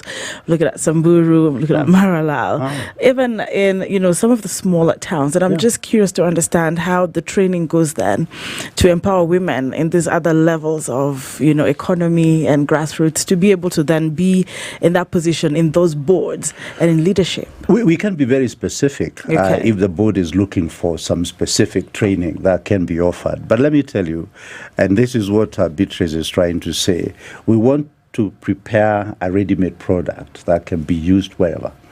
Board leadership or talking about board position is really about leadership. Yes. And you need to be prepared to lead. You need to be well prepared to lead. And that's what we are preparing. We want to help you to know how to navigate the life in the board. And it is not a brainer. It is not witchcraft. I'm told witchcraft is very complicated, and I don't want to get in there. Yes. Because the prophet may know more about that than myself. But it is helping someone to gain the skills. So whether they are serving in Maralal or Turkana or in New York or wherever they may be, they will have the skills to not only navigate the nuances of being on the board, but also be productive, which is what I'm looking for. So when you talk about the training, this is where now the question comes in. What is it that you actually train in? Details. What is it that you want people to understand about being in the board? What is it that you want them to understand about service delivery if you're on the board? If you are to, and I know you haven't tried this, I would suggest you do. If you were to drive a matatu, you'd have to be a type of a person to do that business. It requires you to be a matatu, a Kenyan matatu driver. You look like you cannot survive there, but you need to be the type of a person. Anybody serving on the board would need to know the basic things. What are they looking for? Do you have the right training? If you're talking about a certain sector, do you have what it takes to serve in that sector? If you don't, we will encourage you then to be trained in that sector to be able to fit in. Do you understand how a board operates? The etiquette of being on the board, we would help you to do that. And that's why we would train on things like corporate governance. How is leadership? How do you manage yourself? How do you manage a company? Should you become the board chair? Conflict resolution management. I tell them when I teach them that it is possible that your future, your fate in the corporate world will be dependent on your ability to resolve conflicts, because they're inevitable wherever you may be. And how you handle that is going to determine whether you survive. And a few other areas which I would want Beatrice to talk about, the areas we train on, specific areas on the board. So do you focus on the corporate world, or is it in the public? Because the public arena also has boards. Yes. First, leadership is leadership wherever. So before I become very specific, sector specific, I would want to help someone to be at a level where indeed they have the ingredients of leadership. What is it that we are looking for? And then you can then choose to go public, you can go to private sector, you can go to Christian religious sector, whichever other sector one may want to go to. But one has to have the basic skills of leadership, because leadership is leadership wherever you may be. Yes, basic skills indeed to put you on the board you must have. And as Reverend has mentioned, corporate governance is key, because for you to be in a board you have to have knowledge on corporate governance, and therefore Women on Board trains on corporate governance.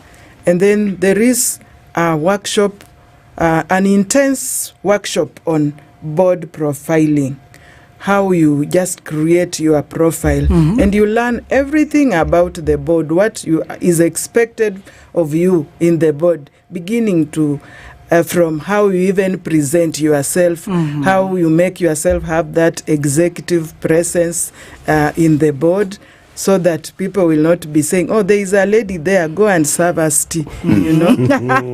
Or yes, do the prayer. Prayer is not bad, but there are some roles which are reserved for ladies in the board. So how do we get out of that and just make your presence there, and everybody sees you as any other person, or even better, the other person. And then, of course, there is mentoring. And mentoring, we are seasoned, we have seasoned mentors of people who have been in boards in this country. Remember, initially we had very few ladies in boards. Okay, those are still there, available to hold our hands, to hold the young ladies' hands. Furthermore, Women on Boards has a junior wing where we have young ladies, nipping them from school, from college, and just holding their hands and growing them up. So we have that mentorship. So that is also part of learning. There is an intense 6-month program of mentorship. By the time a young woman goes through this, they have had a lot of experience. Our mentors are of both genders. And by the way, when we say women on boards, and that's why we have Rev here, he's a man, but he is on the Women on Boards, he is one of those championing. And when I come to talk about awards, you will see what we have for men also, men who champion the women's cause. So there are various trainings abroad and even locally. There is the Global Women on Boards program. Just imagine, this is a program with where Women on Boards Network Kenya has partnered with the others in Europe, Asia, and it's a broad program. So by the time you actually go through that, you have all the skills that you need to sit on a board. Very good. We also, in doing all these things, we also want to open up the horizon to help people know that there's much more out there than what we know. Oftentimes, where I come from, the saying, and I don't know whether the prophet would know it, that somebody thinks it's only their mother who cooks best. Now, I don't know how I can put that to him, but we will try after this. One who does not travel thinks that it's only their mother who cooks better. No. We want our women to know what the world is doing out there. It's much more than, we have been able to give them. Opening that horizon is very, very important. It's a big one. And supporting them to know that there is much, much, much more. Networking is absolutely important because it helps you create your social capital. We're going to take a break at 27 minutes to 8. We're having a conversation about Women on Boards. And Women on Boards Network has an awards ceremony that's coming up. And Beatrice will tell us more about it. Beatrice Meso, she's a coordinator of the Women on Boards Network Awards. And Reverend Geoffrey Njenga, who's a board member of the Women on Boards Network. They're telling us what they've been doing as a network and why they've been doing it. Then they'll now tell us about the awards and why the awards are important. As we take this break, have you heard about Safaricom Home Fiber? Of course you have, because we've been talking about them for a while. Safaricom Home Fiber, of course you know them, Reverend Njenga. Safaricom Home Internet, connected like that. Fiber, okay? Yes. So a couple of years back, you may remember in the Kibaki era, when we heard that fiber has landed at the coast. The undersea cable fiber has landed, and people wondering, so what does that mean? What would that mean? Then the government embarked on this major infrastructure project, the National Optic Fiber Infrastructure Backbone Network, and they've been, rolling it out. From there, you have now the last mile connector. Safaricom is one of those. It commands 40% of the market share. Wow. Over 500,000 homes have been connected across the country. And what that has done, it has revolutionized how we communicate, how we consume information, even how we live our lives. I'm sure you sit at home, you prepare your sermon, you prepare your training, you prepare your communication. If you're talking to people abroad, you just need to log on to your Wi-Fi and you Zoom and you speak. That's because you're at home and you're connected to Safaricom Home Fiber. They're telling everybody else who's not been converted that they should get converted and start using Safaricom Home Fiber. We are giving away 3,000 shillings, courtesy of Safaricom Home Fiber, 3,000 shillings worth of airtime. I'll tell you how shortly. Keep it here. 25 minutes to 8. This is the Situation Room. The only way to start Save money on your rising electricity bill with StarTime Solar Home Solution. We offer a complete home and commercial energy saving system that includes solar panels with 15-year warranty, lithium battery with 10 years warranty, and an inverter with 5 years warranty. StarTime Solar Home Solution is efficient, reliable, and safe to power essential appliances, complete home lighting, refrigerators, air conditioners, washing machines, microwaves, iron box, instant shower, and entertainment devices, television, computers, Wi-Fi, and so much more. Say yes to reduced electricity bills and call us today on 0719 077 777 and get started on your green energy journey today. StarTime Solar. Power your life. The weather with SpiceFM. It's warming up in Nairobi, sunny at 15, highs of 25 later. Mombasa, sunny at 25, highs of 30. Malindi, sunny at 27, highs of 30. Kisumu City, partly sunny, morning at 20, highs of 29 later. Nakuru City, sunny at 13, highs of 25 later. Eldoret City, sunny at 13, highs of 24 later. In the Murima, Nyeri Town, highs of 15, of 25. It's a cold morning at 15. Kakamega, sunny at 17, highs of 28 later. Kampala, it's cloudy at 18, highs of 27. Johannesburg is partly sunny at 13, highs of 24. Kinshasa is partly cloudy at 22, highs of 31. Mostly cloudy in Nigeria. Lagos, highs of 30. Addis Ababa is sunny morning, 14, highs of 21. Mogadishu is partly sunny at 27, highs of 31. Dar es Salaam, partly sunny at 25, highs of 30. Paris, rainy morning at 14, highs of 15. London, mostly cloudy morning at 13, highs of 16. Beijing, going into a cloudy afternoon at 19, highs of 21. New York, partly cloudy at 15. It'll be daytime and highs of 19.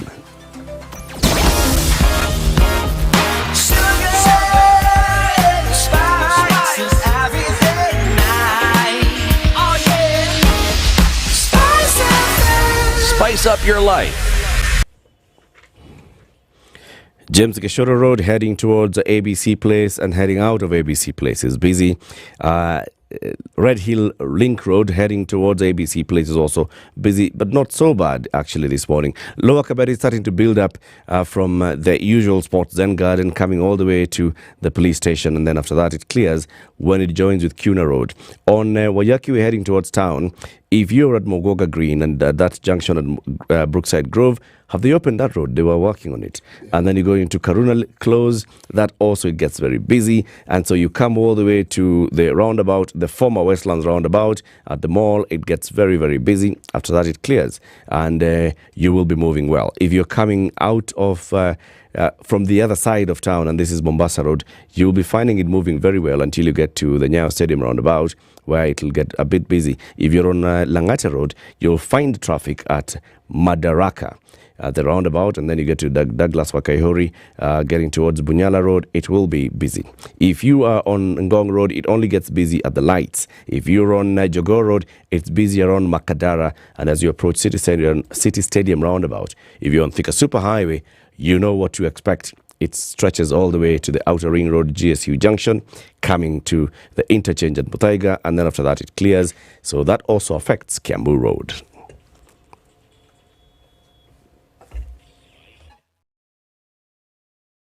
Spice FM. Spice up your life. Mature, intelligent talk every morning. Spice up yourself.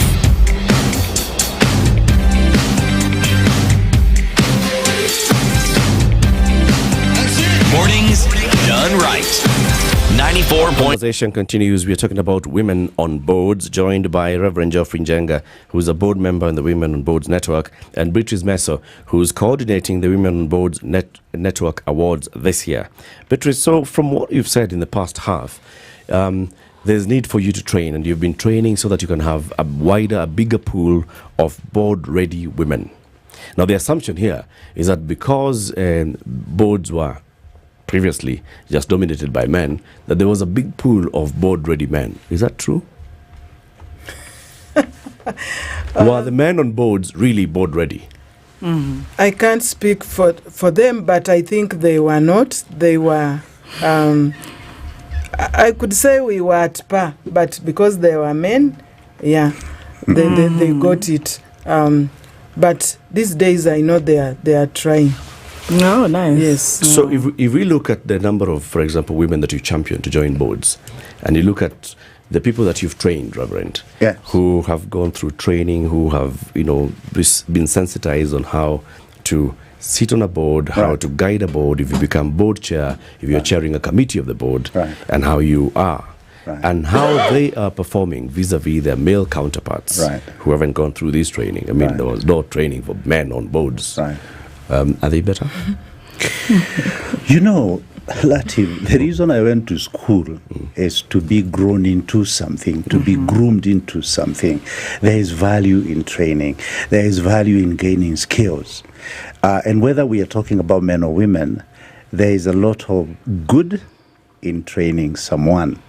If you pick the same character like me from the village and put us in the same place, that guy does not have necessarily a lower thinking capacity, but we are exposed to very different life. Okay, and training is what helps to then lift someone and expose them to a different way of doing things. So I wouldn't, and this is really what celebrating diversity is about. We are different, but not strange. I'm actually heading towards something. Oh, you are? And whether we are actually seeing impact. Because we are seeing better prepared women joining boards, it's motivating men who also are on boards to actually seek to improve themselves. Is it? Absolutely. And that's good. If you want to use the word competition, that's a good thing to do. Because if I'm looking at you and you're doing better than me, I have two options: either slink down and die, or want to improve myself and be equal to you or even better. So that is a good thing. Or bring you down. I don't want to go there. That works better. So that is convenient. That is human tendency, which is not useful. To want to put other people down. That I wouldn't want to do. And by the way, that's an important point, Latiff, and the Prophet. The idea is not to put anybody down. No. The idea is to promote everybody so that then we all can be. Because if you have one and not the other, we are losers. We are All losing. of us. All of us. The idea is to promote everybody so that we bring the value that we all have to the table. Accepting that we are different, and different we must remain. And to ask both of you an unfair question. What's that? Well, you train people, they are board ready. How then do you measure the success of the boards vis-a-vis the contribution that they make? Well, that would be the other end, and I don't have that opportunity to go to the board and see what they are doing. But because I serve on boards, I can tell when somebody is well prepared and trained. They contribute better, they do better. And if you talk about women who've been downtrodden, training obviously gives them confidence, and you can see they're becoming more and more confident. In fact, together with that, we get a lot of feedback from where we have sent people, and they even come and say, tell our members where you came from. Are there other members? So there are boards who come and look from our pool. That is because the women who have come from there have done well, have brought a lot of value to their boards because of the training they underwent. Yeah, I just want to throw in something. I was going through a few things here, and there's a word by Ben Taylor. It's just something that Reverend has said. You are creating who you are daily. But that growth is also appreciated somewhat. And I'm just really curious. I know Siti's going to say something shortly, but on the awarding program and just how men are coming in, because he said we don't have to put you down. But basically, if you sit with young men, I'm a young lady, they feel, majority that I've interacted with, feel that what Reverend is saying here is not actually what's happening on the ground. That the women they look, they're empowered. They're moving at a very high speed in a way that if I walk into the board, I look like I'm either a threat but not a complement to making the change and impact that society needs. I can tell you for a fact that that's a serious problem. All right. It's a serious problem, particularly among men who are not able to deal with the empowered woman. And I do mediation in marital space, and I have seen how difficult it is for some men to understand they are not dealing. This is a young woman, my wife, not my grandmother. That's a serious crisis, and we need to help men understand, even as we promote women, that they are not bringing competition. They are bringing talent. And I do not know, I can see why the young men are feeling threatened, because they were made to believe from the beginning, many years back, that they are better. Not necessarily. Some of the most foolish people I've come upon are men. Perhaps, and in some cases, married to some brilliant women. And he has absolutely nothing to lose by, promoting these women, because in any case, they belong together. So I would want to help men understand, one, they are dealing with a totally different brand of a woman. She's been to school, she works, she earns money. If you drive, she drives. If you're leading people, she's leading people. And men simply need to calm down and understand this is the reality we have to deal with. Are we together? Yeah, they need to calm down. We are joining the boards. Let's talk about the awards. What are these awards about? Yes, as Women on Boards Network, we are thrilled to present our 4th edition of Women on Boards Awards. This will be happening on 22nd of November 2024 at Carnival Grounds, Simba Saloon, from 6 p.m. till late. It's the 4th edition because we started in 2021. We've done 2022 and 2023, and this is now the 4th time. The past 3 have been a huge success, and this one is going to be even bigger and better. Now, I have talked, Reverend has talked about what Women on Boards Network stands for and how they are trying to bring up women. This is an organization which started in 2014. In 2020, 2021, they thought we've been championing this. How about people who are championing our cause? Let us recognize them. And therefore, this award seeks to recognize and award individuals and organizations and initiatives that have made contributions, significant contributions in gender diversity and just inclusivity on boards. And therefore, these awards are about recognizing such people. There are several categories of awards. We opened the nominations earlier in the year, in April, and they closed in September for people to walk in and nominate themselves or get nominated for various categories. There are actually 10 categories: woman on board, that's a director, a woman chairperson, an organization of the year, and several individuals. But the ones I want to talk about most are, there is one for the rising star. This is a young lady. Somebody talked of Samburu Marlal. People, young ladies from there who are doing wonders, inspiring other young ladies, anti-FGM campaigns, menstrual health, education. And so these are rising stars, and in the future, you are going to see them. Actually, the ones we awarded in the past 3 years are already doing wonders. We have another category for the woman empowering grassroots women. Again, grassroots women are women in those areas. You know, they are people who have helped women financially. You know, a woman in the rural area who is crisscrossing ridges and valleys, empowering other women. Maybe they don't even have the comfort of a car, or even the terrain will not allow. So we recognize such, and I take that to be a very special category. And then we have the male champion of women agenda. And these are men, men who have held women's hands to help them rise up on boards. And there are quite a number. Actually, we thought of this category because when women were giving their stories, how they got where they are, many of them mentioned, if it were not for so and so, I would not be here. So we want to recognize such men. We have always recognized them in the past 3 categories and the past 3 editions of our awards. And finally, we have a category which I hold very dear called Lifetime Achievement.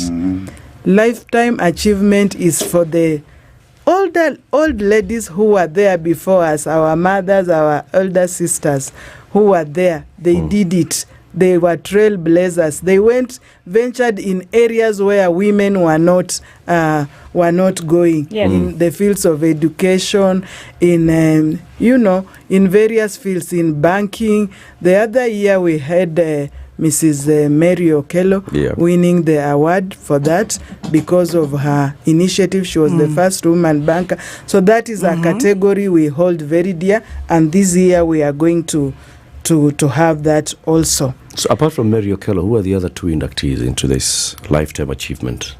Lifetime Achievement, it is a category that was last introduced. Was recently this introduced. Is now the second edition. But just to say that we had Mudhoni Lekimani and Eda Gashukia. You can see the kind of material they are made names. Of. So this category of, the big names, yes. This category of Lifetime Achievement, we always look forward to it. We have the other, in total we have 10 categories for organizations and for individuals. And those particular ones I have mentioned really stand out. How do you pick nominees? Yes, how do we pick nominees? Good question.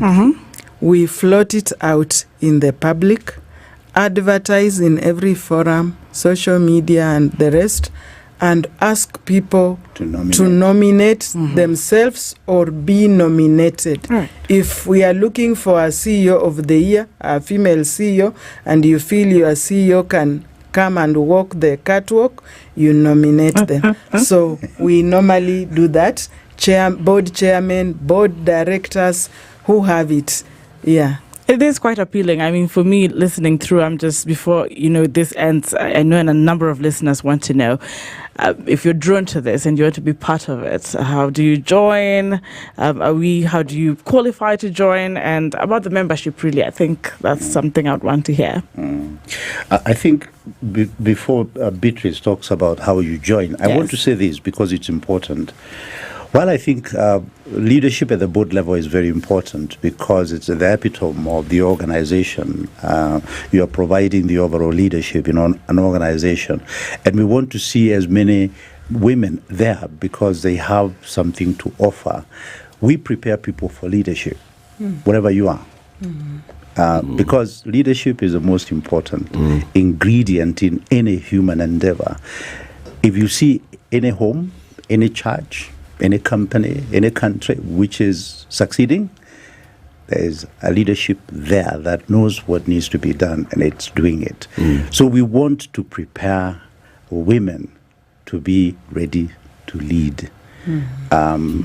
So we want to then, in this event, recognize the companies, the corporations, all those who are taking active role in promoting diversity and encouraging particularly women to take up leadership positions. So how do you become a member of Women on Boards Network?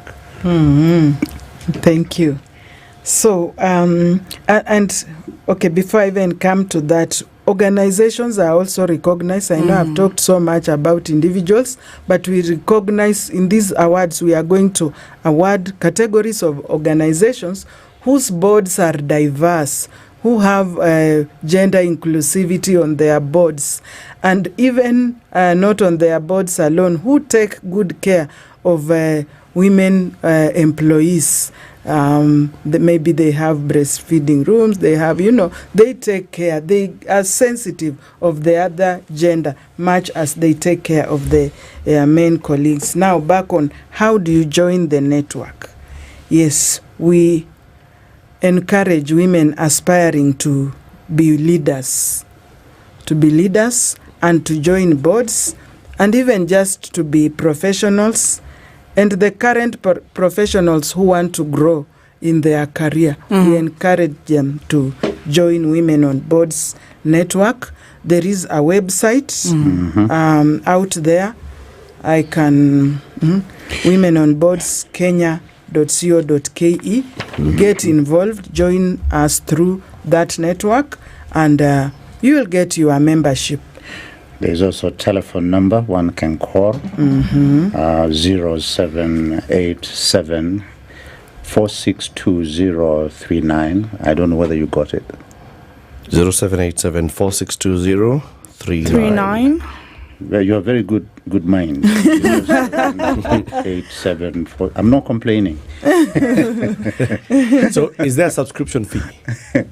Yes, is there a joining fee? There is a subscription fee. There is a yearly subscription fee, minimal for our members. So when you get the ticket to register, it's really little compared to what the programs we have.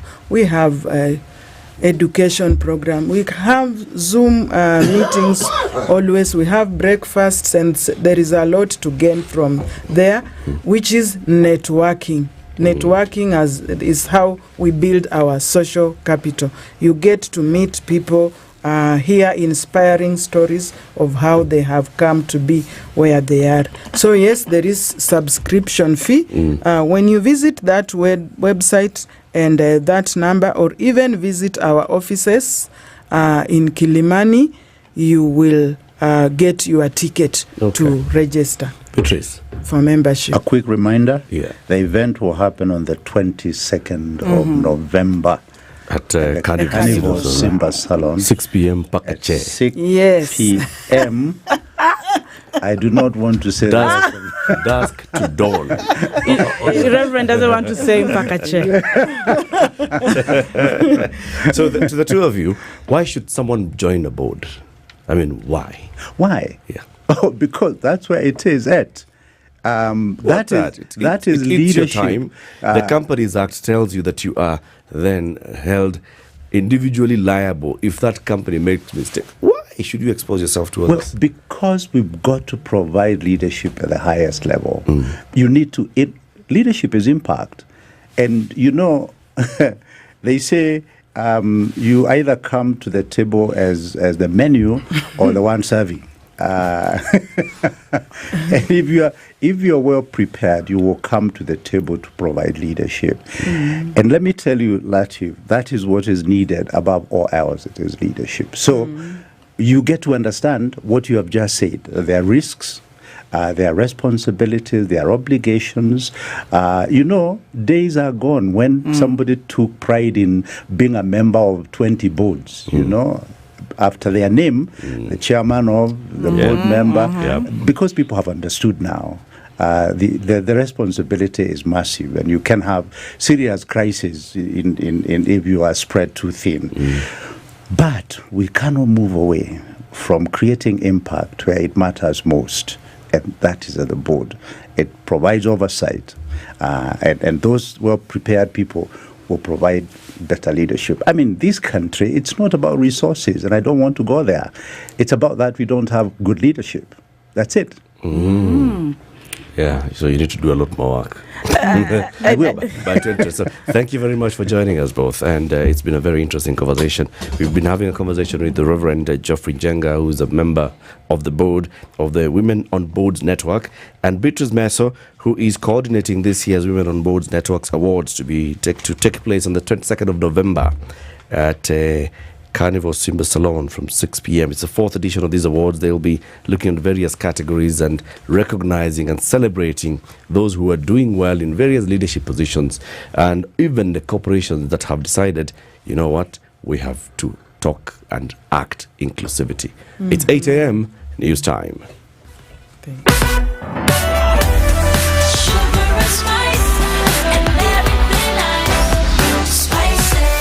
Spice up your life. It's now 8 o'clock with Safaricom. Go monthly with an all-in-one bundle and enjoy convenience and value with Safaricom. For just 2,000 bob a month, enjoy 17 GB data, 1,000 minutes, 2,000 SMSs, and free WhatsApp. Go monthly. Dial star 544 hash and select Go monthly. Safaricom is for you.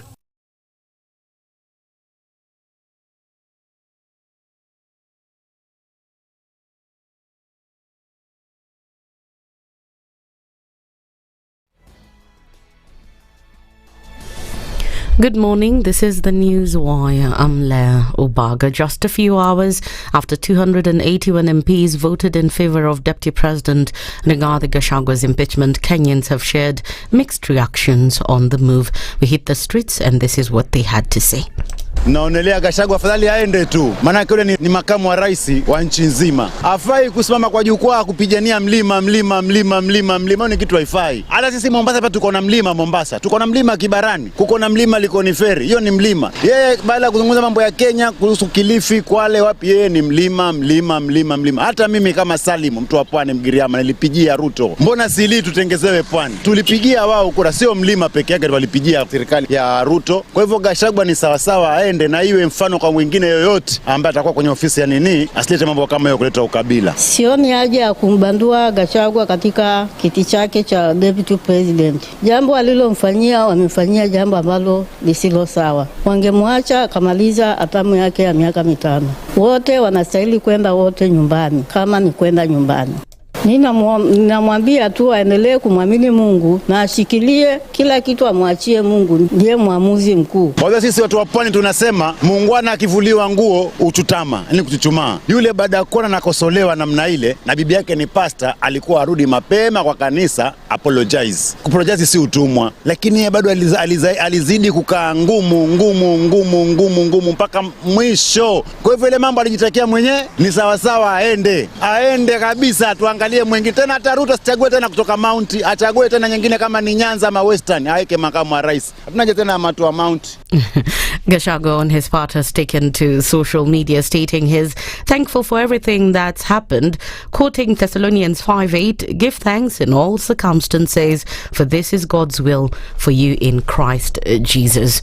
Hillside and Asha Academy will be reopened today, a month after dormitory fire at the school claimed the lives of 21 pupils. The tragedy on the night of September 5th at the school located in Nyeri constituency left over a dozen other pupils with injuries. Nyeri County Director of Education Jen Jogu had said the school has been undergoing renovation and the repair works were at the final touches. We have settled for Wednesday so that even if they complete before Wednesday, the school will take time to reorganize themselves, have staff meetings and the rest to ensure that when the learners come in, those that are sitting assessments will just go on. The boys lost their personal items, so the parents have been provided with 21,000 shillings among other assistance that the government has done so that they are able to buy some personal belongings to their children. Parents also expressed confidence in the school even as it has reduced the number of boarding students from 300 to 195. Kwa sasa tumesaidia watoto wetu nyumbani. We have been counseling my brother. Tumempeleka therapy, tumempeleka kanisani, tumemshughulikia, tumemwongelesha. Na sasa tumepona roho juu tumeshikiliwa na government, tumeshikiliwa na wakubwa wa shule. Kwa hivyo tutarudisha watoto tu hapa kwa hii shule Wednesday. Hatuna hofu hata kidogo ati watoto wakikuja kuboard watachomeka. Hii ni mkosa kama ile nyingine. Juu tunaendaga na magari inaaguka. Hiyo gari hutasema nitatokaga hapa mpaka Nyeri miguu ama undana Nairobi mguu. Hata kwangu kukishomeka sitajinyoga, nitakaa wapi? Hii saidi hatutoki. The National Cohesion and Integration Commission has expressed concern over the prevailing political situation in the country. NCIC Chair Samuel Kobia said there were heightened political temperatures over the Deputy President's impeachment, adding that this event had negatively affected the social fabric and cohesion of the society. He called upon the Interreligious Council of Kenya and National Council of Leaders to dedicate tomorrow as a day for repentance, forgiveness and redemption. And finally, the Kenya Airports Authority has announced that Terminal 1E at Jomo Kenyatta International Airport will be temporarily closed tomorrow for essential rehabilitation works. The authority said that the closure will take effect at 7 a.m. and will affect international arrivals as Terminal 1E is typically used for this purpose. KAA further indicated that all affected airlines would be processed through Terminal 1A during the renovation period. That's the News Wire. I'm Leah Ubaga.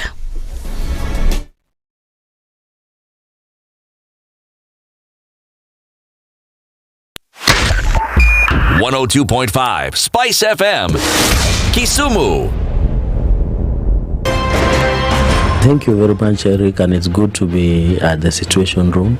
Always a pleasure coming here. This is the most challenging interview panel in Kenya. You guys are very well informed, and as you can see, Charles today, very philosophical. To be poor in this country is the greatest sin you can commit, not just from a legal perspective, but from life generally. Yeah. It is very, very skewed. We've just heard on the floor of Parliament, just most recently, a leader within the ODM saying that Sisi ni ng'ombe is a baba. Yeah. Which means that you are willing to be milked dry. Hapo. You cannot force me to believe. I'll give way. If it's land that I'm told to return to you, I will. Okay? Because the court has said so. But I'll continue saying, watu wamenirusha. That's all that I'm doing. The Situation Room, Kenya's biggest conversation.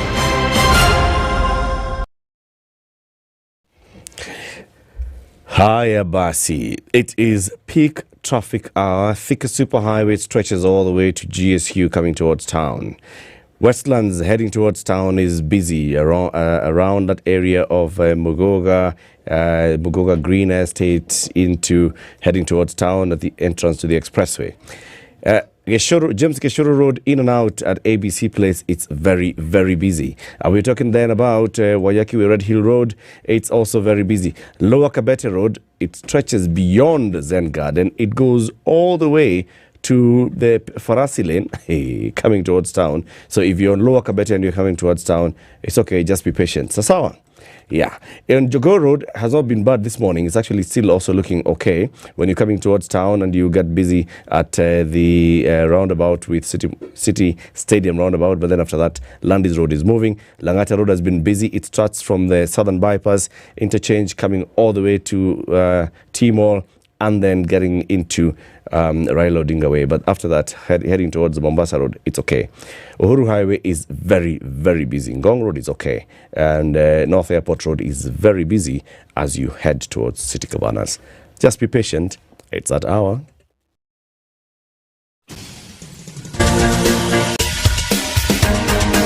This is The Situation Room, the home of hard-hitting political commentary and penetrating insights about the state of the nation. This is a talk radio experience like no other. The Situation Room, a place for hard truths, debates, and elevated conversations. The Situation Room, witty, political, engaging, deep, controversial. In the room, we have C.T. Muga, researcher, academic, seasoned political observer, a fountain of wisdom in these politically uncertain times. Ndu Okoh, Nigerian by birth, Kenyan by choice, communications expert, Pan-Africanist, a truth seeker and believer in people power, and Eric Latiff, agent provocateur, the man in the chair, seasoned journalist, news hound, a man who believes in punching up, not down.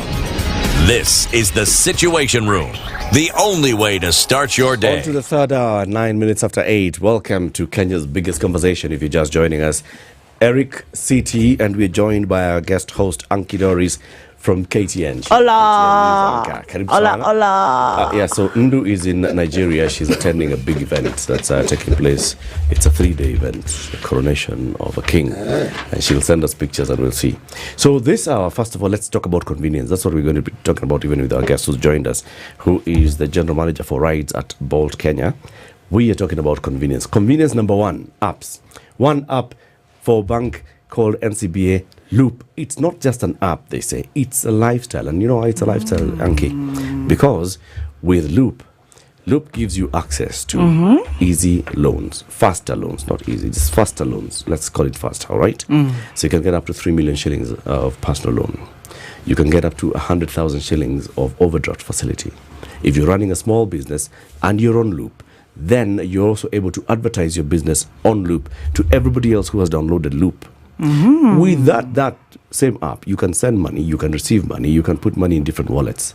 So you can decide, you know what, I'm running different projects. I want a wallet for project A, so you'll be saving money and putting it into that wallet and you're watching it grow.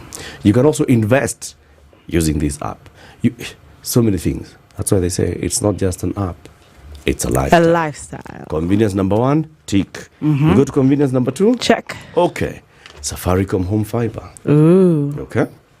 Again, for you to operate this Loop and all these other apps in India and you have to operate from home and you're running a small business from home, it's good if you have reliable internet connectivity. Is it not? Right. Very good. Now, the way to get reliable internet connectivity is by signing up to the Safaricom Home Fiber. They have increased the speeds. They've said, you know what, we have been investing in this area for over 10 years. We started doing the last mile connectivity of fiber 10 years ago. We have spread across all the major cities and towns. We have over 500,000 customers who are connected. Not just home, but home, small office, home, medium-sized office, home, whatever. So they have various packages from bronze to silver to gold, all the way to platinum. And there are various, each of them has different speeds. So for example, 2,999. Bronze. That's bronze. You subscribe to that one. You've been getting 10 Mbps. Now, without even having to ask them, it's 15 Mbps. And so on and so forth. Okay? Gold, for example, have been getting 40 Mbps. They're automatically now getting 80 Mbps. That is some super good speed. It means that now you can watch 3/7 movies from 3/7 devices at the same 3/7 times. Okay? This guy, for example, CT, likes watching 3/7 movies at the same 3/7 times. Now he can even enjoy it much better. Yep. Convenience number two? Tick. Check. Convenience number three, still Safaricom. Okay. So you are calling, you want to order your Bolt, and so you're online, you want to order your Bolt, you have ordered your Bolt, it started telling you, all right, so the Bolt ride is coming. Right. Driver so-and-so will be with you shortly. 2 minutes They are away. driving this car.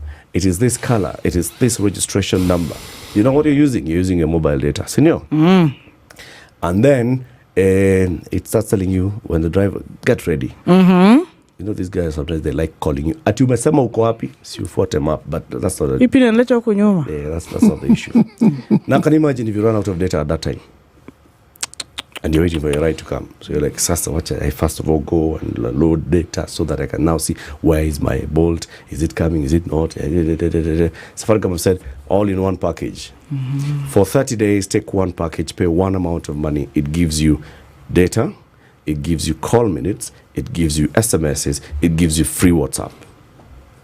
So for example, 2,000 shillings. What do you get, CT, with 2,000 shillings? Well, with the 2,000 shillings, you get talk time below 1,000 minutes of talk time. Imagine. Like you talk. Talk you want it now. This talking, is it going to come to an end? How many SMSs? SMSs, but those things are a bit many. I wondered, these SMSs, did they say it's also in the 1,000? 1,000 SMSs. 2,000 What am I going to do with 2,000 SMSs? 2,000 SMSs. Who am I going to SMS to? So but for the me, bit that I like, I love about it. By the way, now, Ile, what's up? What is up? Free. nice. Wait, I can send videos as well? Pictures Avin can edit and not complain about. Free, what is up? Free. What is up? You don't Free. pay for it. What is up? That's what it means. Free. Zero free. Yes. Not the Kenyan free. And data, for that same 2K, 17 GBs of data. Hey, nani ananiguza? Now, you 17 GB. So you'll go mad with it. I will. Crazy. Absolutely. So I will call you guys all the time, every day before the show. Make sure I have all the information. Take pictures, send you which clothes for the day. Isn't a deal. You order a Bolt to get to the end of the ride, you tell the Bolt driver, you know, I liked your company. I can still follow you wherever you go. It's all right. I'm not doing this with you, Latiff. Let me tell you, if that isn't a deal, what is a deal? Oh, what better deal? Precisely. So it's about convenience this morning. And when the ride-hailing apps came into Kenya, we started noticing actually there's convenience. There's convenience now that you don't have to keep thinking about having a cab guy. And your cab guy, you're calling him and tells you, Niko Dheka, utanigojea masabiri. And you're like, oh my God. And this is the guy that you know, and he's the one who knows your home. He's the one you trust. You now have your cab guy as an app. You want to hail it, you hail, it comes. Problems started emerging when those drivers who now went into the ride-hailing apps started making noise. Watu wanatukula pesa yetu. Watu sisi ndio tunaendesha gari, sisi ndio tumenunua gari, sisi ndio tunaweka mafuta, sisi ndio tunaenda garage, alafu wao ndio wanakula pesa. And you're like, okay, now what? A couple of weeks back, you'd get into a cab and they ask you, imekuambia pesa ngapi? Hapana. Hii ndio bei. Hii ndio bei. Yeah, original. Yeah. People started complaining that some of them would even lock the doors and tell you, kama ulipi, my friend, I am moving around with you. Yeah. See? Those kind of things, you start wondering, now, Kina Bolt, what's wrong with these people? Why are you eating their money now? Mimi shida yenu nimeingilia wapi? You know? That's why we decided, let's have this conversation with these people. We called Bolt, we told them, come. And Bolt is on the hot seat this morning, represented by the General Manager for Rides in Bolt, Kenya, Linda Ndongo. Good morning, Linda. Good morning. It's great to be here. Good to have you back here. Yeah. And we're going to have all these conversations about the pricing dynamics that you have and the model of business that you run. Okay? Yes. Just for us to understand and to understand why you're doing what you're doing to the drivers, if at all. But City will welcome you with the day's proverb. City, tell her, the proverbs are from the Kingdom of Morocco, right? Yes, they are from the Kingdom of Morocco. In case you didn't know, Morocco is a monarchy. Has a king. Mohammed VI. We will not go into the fifth, fourth. I can see Anki smiling. But this isn't one of those ceremonial monarchies. This is a serious monarchy where the king is a commander of the faithful. He's a commander of the Moroccan armed forces. He's the head of the Supreme Council of the Judiciary. He is the one who decides who's the prime minister after an election has been held and a particular party has won the election. He has the power to remove and change ministries. He has the power to terminate parliament.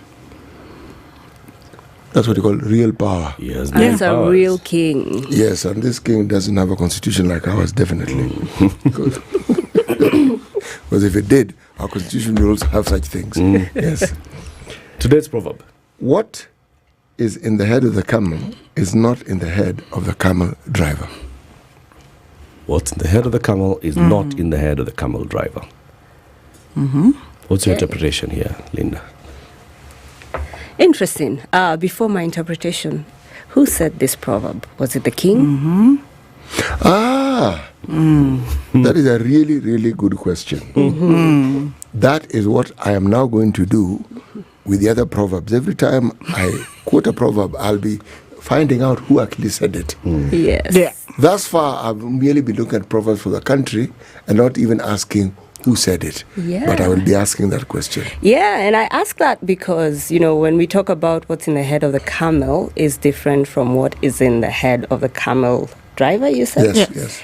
It depends on whose perspective, right? Probably the owner of the camel realized, what? My thinking around what this camel should do, where it should go, how it should behave is very different because our perspectives are different. So I suspect it wasn't the king. I suspect it's the people who own the camels that actually realized, I need to understand my camel. I need to understand what drives it. I need to understand its motivation.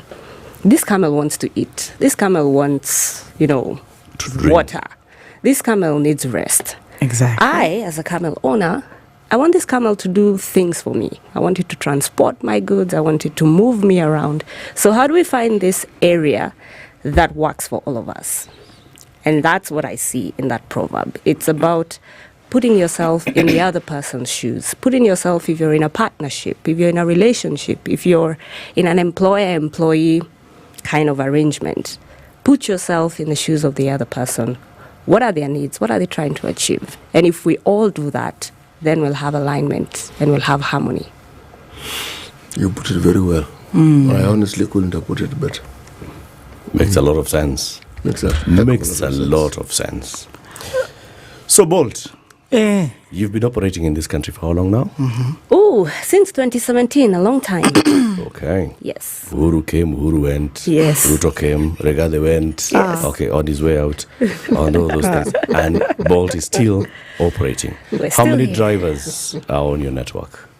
We have, give or take, about 30,000 couriers and drivers across the ride-hailing and the food side of the Bolt business. Okay. In how many parts of the country? We are mainly in Nairobi and Mombasa, but we do have presence in about 6 other cities.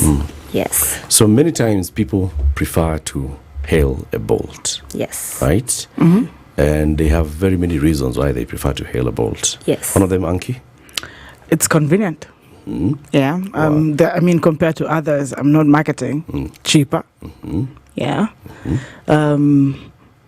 I think pretty much those I would look at first because some of them have been swallowed by some of these concerns that we're going to be talking about. When we say cheaper, what do we mean, Linda?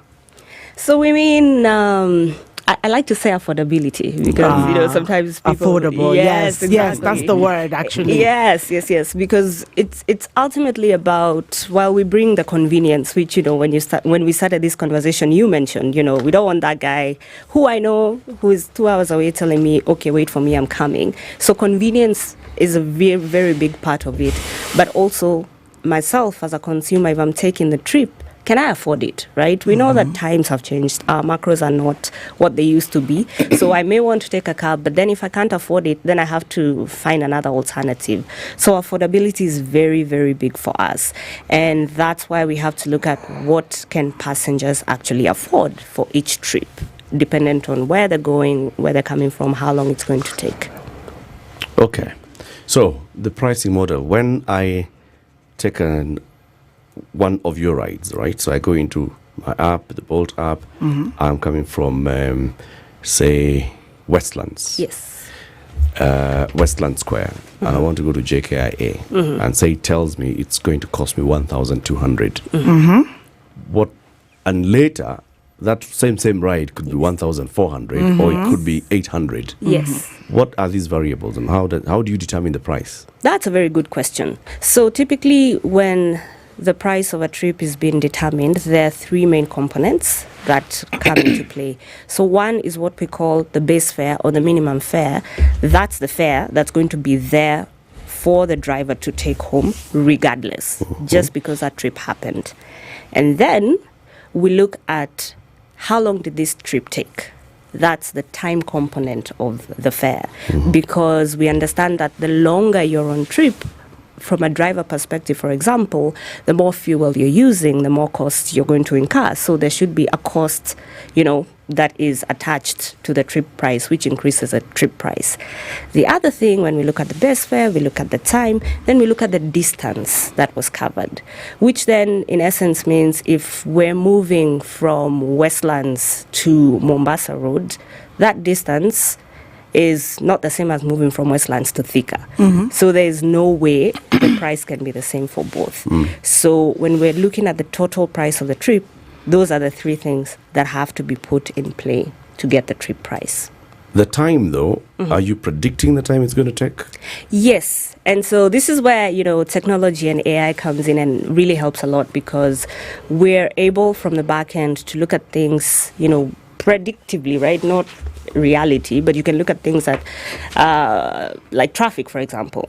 If the roads seem to be very congested, then you can estimate that the time is going to be longer.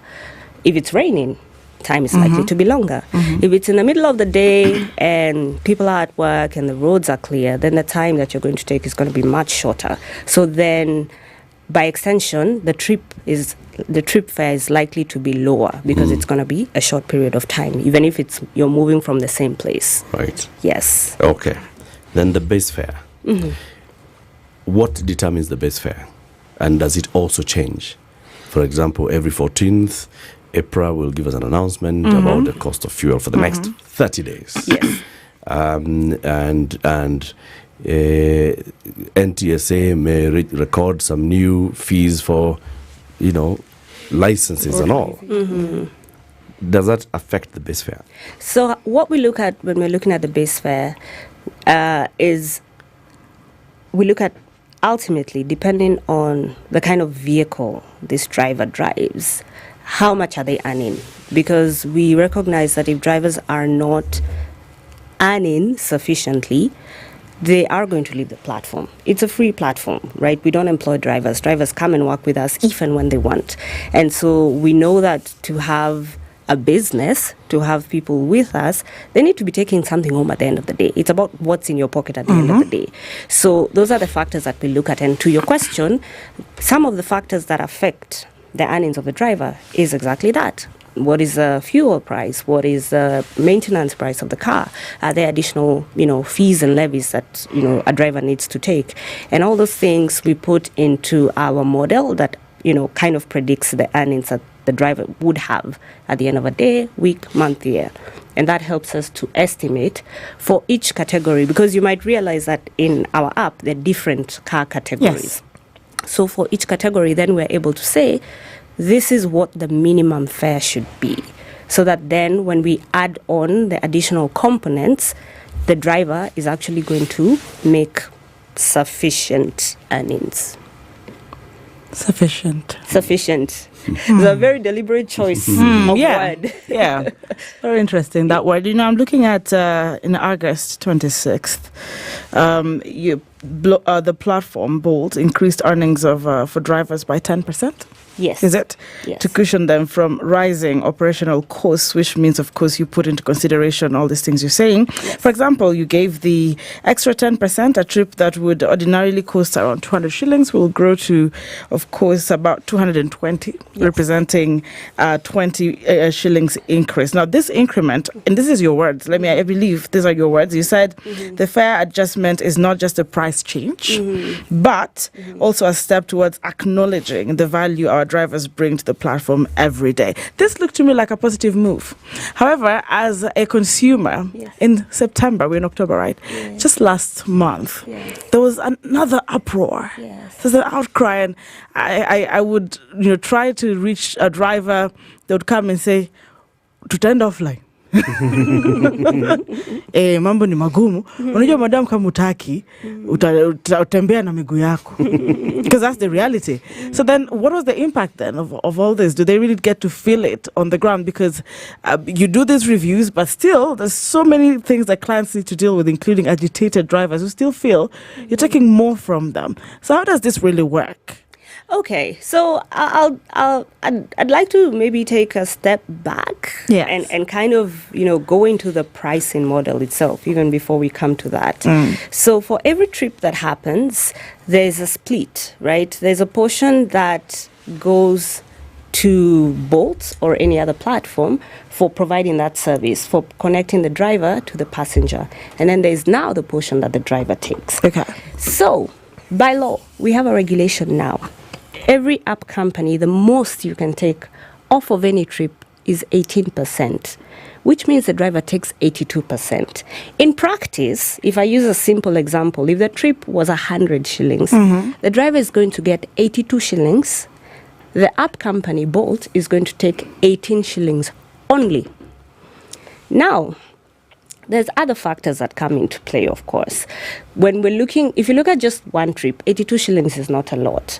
But what we do as a platform is actually provide the opportunity for the driver partner to take very many trips over the course of the day. And so the more trips you take, the more money you earn.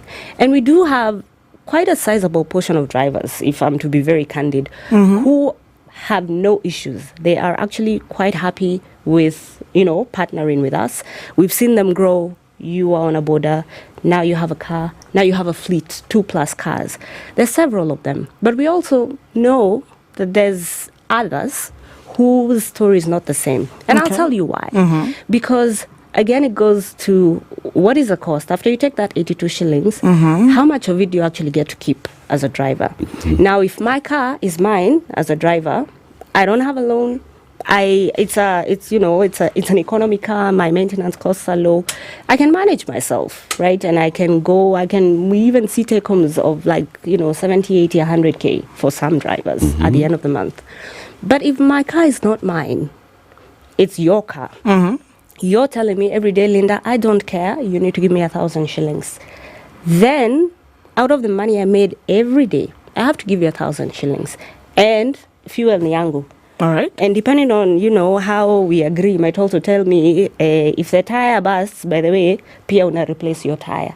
So those are the things that sometimes cause the noise. And so what we're trying to do as a company is look at what are the issues? Because everyone says price. But is it really price? Because if it's working for some and not others, then maybe we're looking at the symptom instead of the actual cause of the problem. And so we've realized one of the things that really plagues a big proportion of our drivers is lack of vehicles. And so we've brought in programs that are actually going to help them. So these are the things that we're doing. But of course, the effects cannot be seen now. All right. So the driver who still has to pay their 1,000, 2,000 shillings to whoever they're renting a car from will say, this thing didn't help me. And maybe it didn't, just because, the mathematics on their side is not quite adding up. But we do have these solutions that will come into play and hopefully make it better over the mid to long term. Okay. Let's take a break. We'll come back and we'll look at again into this 82-18. Yeah. So we'll look at 82. What does this 82 cover? And this 18, what does this 18 for you cover? Sure. Because I want to understand. Maybe you're taking 18 and telling us it's only 18, but all that 18 comes to your pocket. And in the end, the truth is this 82, it's only 2 that goes to the partner's pocket. Sure. Let's talk about that. Let's break it down. It's 28 minutes to 9. We have Bolt on the hot seat this morning. So for several days, we've seen, people and particularly partners, the drivers, who have been raising issues about these ride-hailing apps and what their concerns have been. And we've invited Bolt to come this morning and we can address this with them. Linda Ndongo is a general manager for rides at Bolt Kenya. She's here to respond to all these conversations. Let's talk about accessing healthcare, okay? It's all about convenience today. Linda, you know the Aga Khan University Hospital, the main one at on Limuru Road. Have you also seen Aga Khan clinics in other parts of the country, in your neighborhoods and all? Yes. I think I saw one in a mall near my house, and I was like, oh, okay, Aga Khan is near now. Okay. Yes. Aga Khan is near now. In fact, let's just take those words, and that's what we'll be using. Aga Khan is near now. That is what they have done. 53 outpatient outlets. Wow. 53. And they are even doing more and more. And there's a specialty care center in Roysambu where there you can go and you can even get dialysis, you can even get day surgeries. Wow. In these other areas, you can go and get ENT, you can get cardiologist, you can get a dentist, you can get very many of those services. And you can get pediatric care. So it's a full hospital in short. It is. Dentist. Nice. They're just calling it clinic just because, if they compare with the other one that they have in their main hospital, that I think can only be a clinic. But in all manner of speaking, it's Aga Khan hospitals, 53 Aga Khan hospitals outside of the main Aga Khan hospital. Wow. Yep.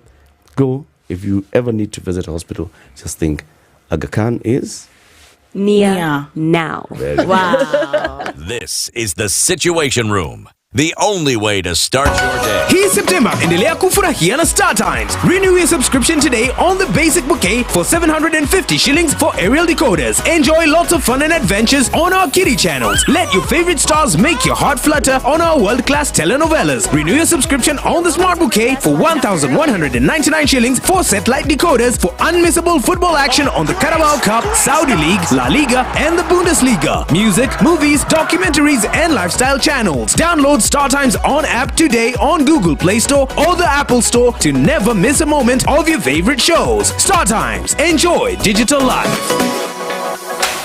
The weather with SpiceFM.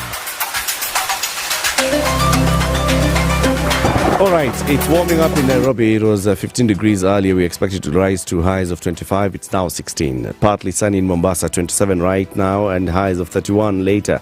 Malindi, mostly sunny at 28, highs of 30. Kisumu City, mostly sunny at 22, highs of 29. Nakuru City, sunny at 17, highs of 25.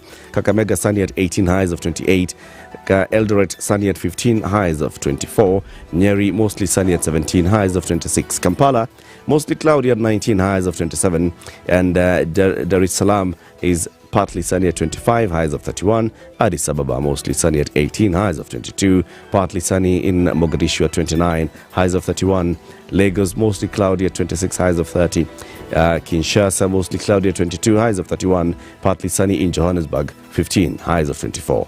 There's haze over Beijing. The temperature currently is 20. It's going to rise to 22 later. And then there's light rain in Paris, currently at 14, highs of 15. London, cloudy at 13, highs of 16. New York, it's mostly cloudy tonight at 15, highs of 19 later.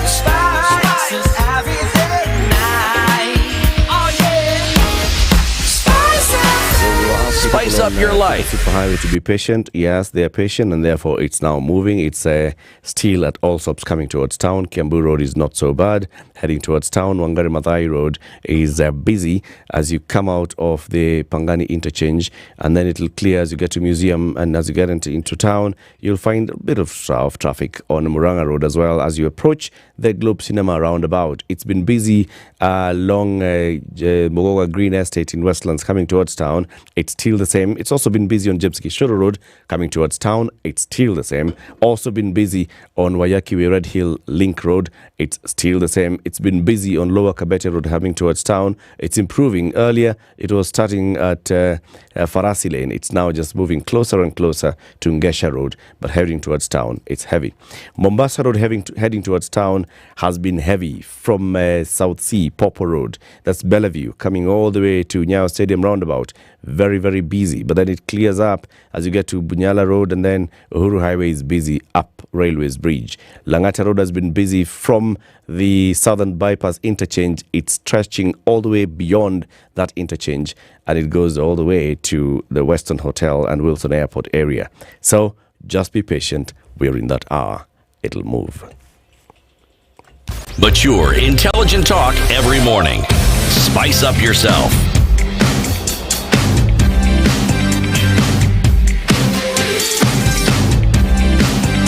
Mornings done right. 94.4 Spice FM, Nairobi. Conversation continues. Bolt on the hot seat. Linda Ndongo, General Manager Rides at Bolt Kenya, is our guest. The ride-hailing apps and the pricing dynamics. So Linda has told us, so the pricing here split is 82% goes to the driver, 18% is retained by the app. Yes. Let me hazard a guess of what the driver has to go through. They pay insurance for this vehicle. They have to pay the NTSA for inspection and to get the sticker. They have to pay, let's include the price of the driver himself. He may have to get the personal accident cover. Let's look at fuel, servicing this vehicle. Let's look at maybe they are servicing a loan for this particular vehicle.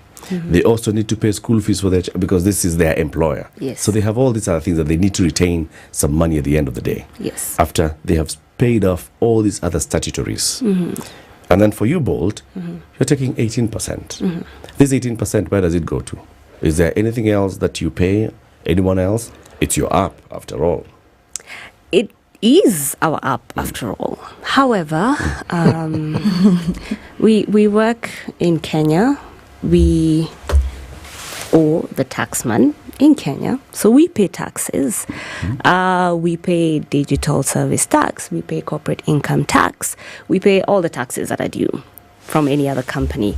And so, yes, it's our money. You also pay NTSA? We pay licensing fees. We pay to NTSA. The same way a driver has to get a license, we have to have a license to operate in this country. Yes. So we do have costs attached to these 18 shillings that we're taking off of, or, well, let's call it 18% that we're taking off of every trip. Yes. Okay. So would you take less?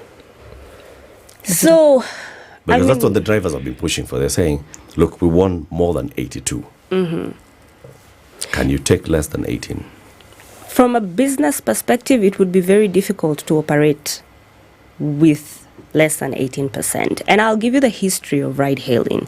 When the ride-hailing apps came into this market, it was a free economy, which then meant that any company decides how much am I taking for this service that I'm offering, which ideally is what it should be, right? And back then different, apps took different rates. Now, some was high as in the 30s, some probably were maybe 12, 15 at the time. So it's really dependent on how you work out your, back end to be efficient. And just to take it even a step further, if we look generally across globally, ride-hailing, how it operates, there's very few countries, less than 5, I believe, in the world, that actually have that, you must take a certain percentage or less kind of regulation. And where there is, if we go to our neighbor down in Tanzania, it's right now, I think, 21%, because they tried 15%.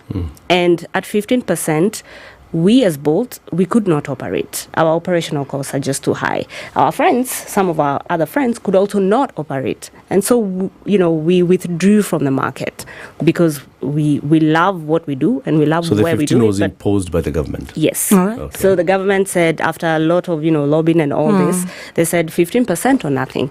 So we're like, okay, cheers. We understand, we appreciate, we cannot. And so we left. And a few others left.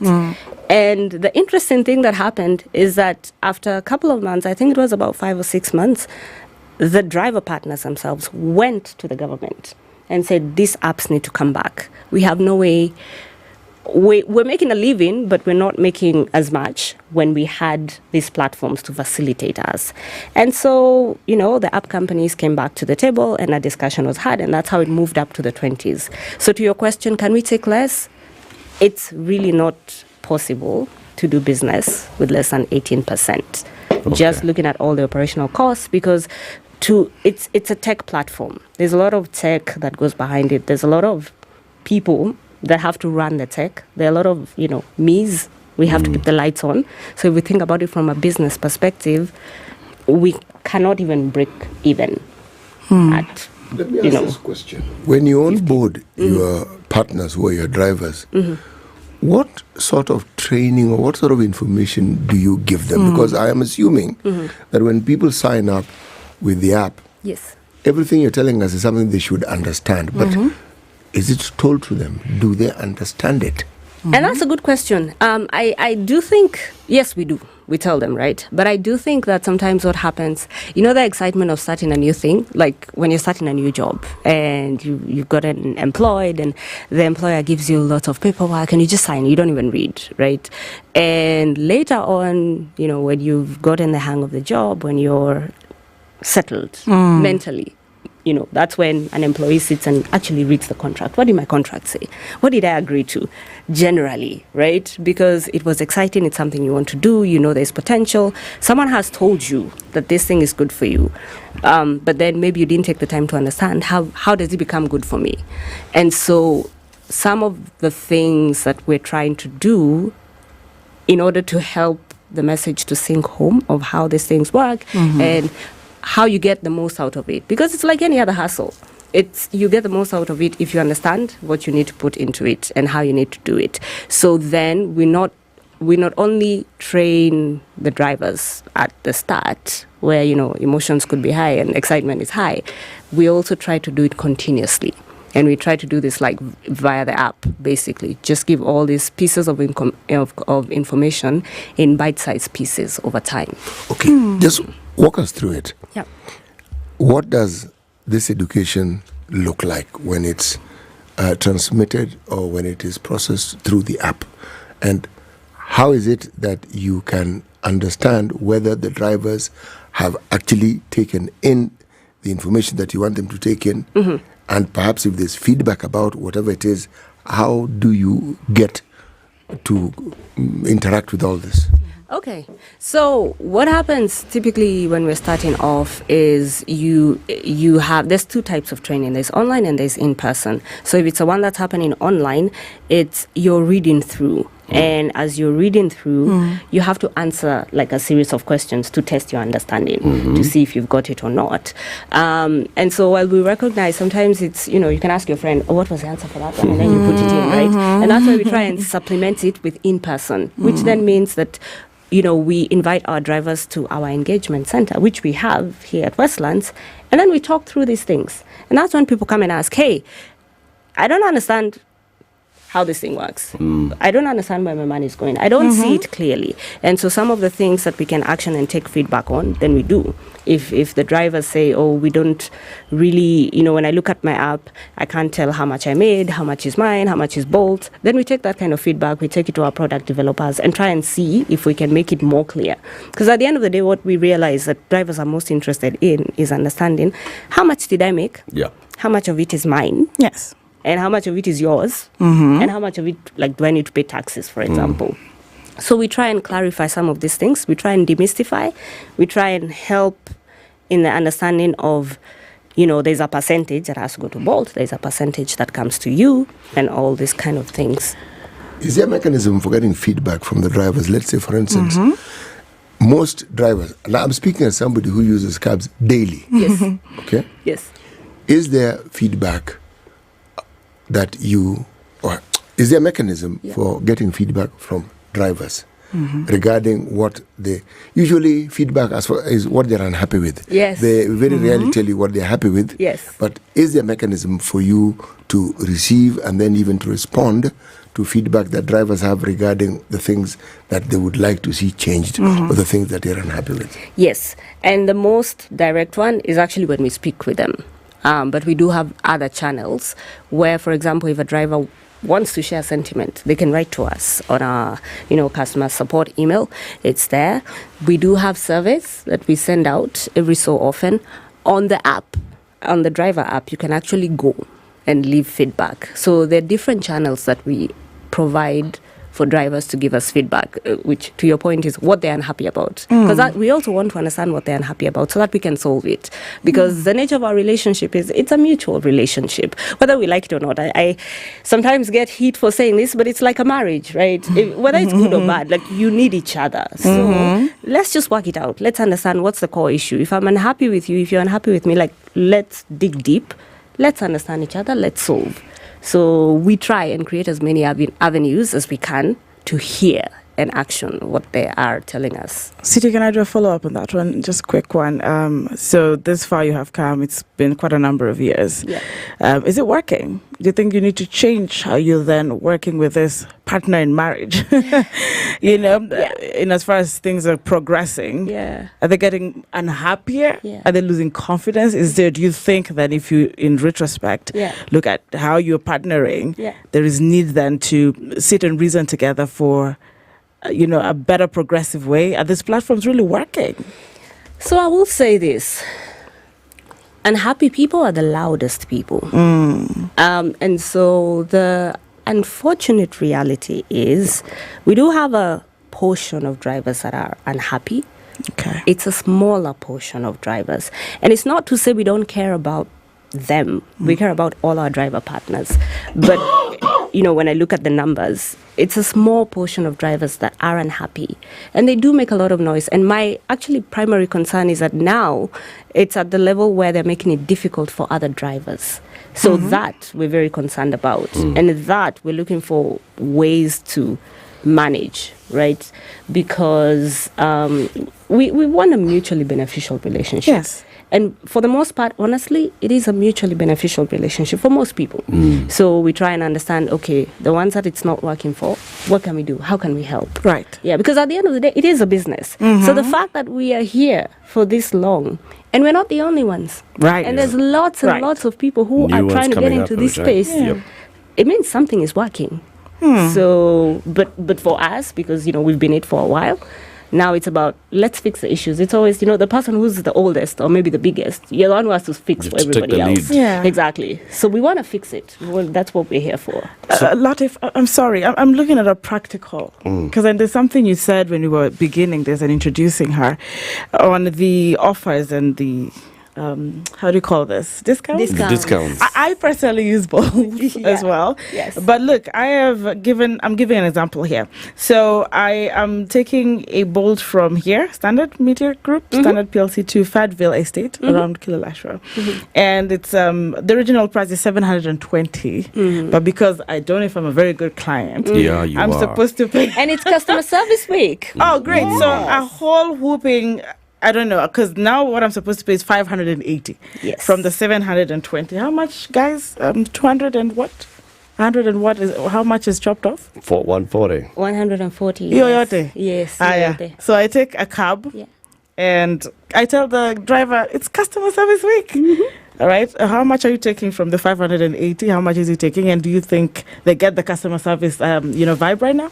Okay. So I'll dissect that. And how does the question, discount work really? Because, let's start there. I think that's a critical part to address. And what I would want to say to this is that every discount that is offered on the platform is paid for by us as Bolt. So the price that you saw, the 700, that's what ultimately is the trip price. Whatever discount is there is us as Bolt covering it. So it doesn't reduce the earnings of the driver of the trip on that particular trip. Oh, interesting. Yes. So the trip will still be at 720. 720. And the driver will take 82%. 82% of 720. Not 580. Not 580. Okay. No. Yes. So that Do the is, drivers know this? They do. They do know this. Yes. But why do they then complain that you're giving us too many discounts and they end up suffering?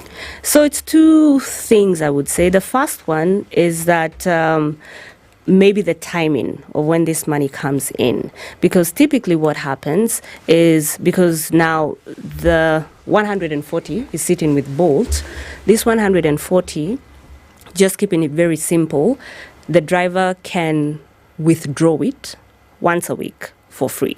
If they want it right here, right now, and they've made a withdrawal this week, then there's a small charge attached to it, because we use a technology platform, an additional platform, to help us to facilitate those transactions.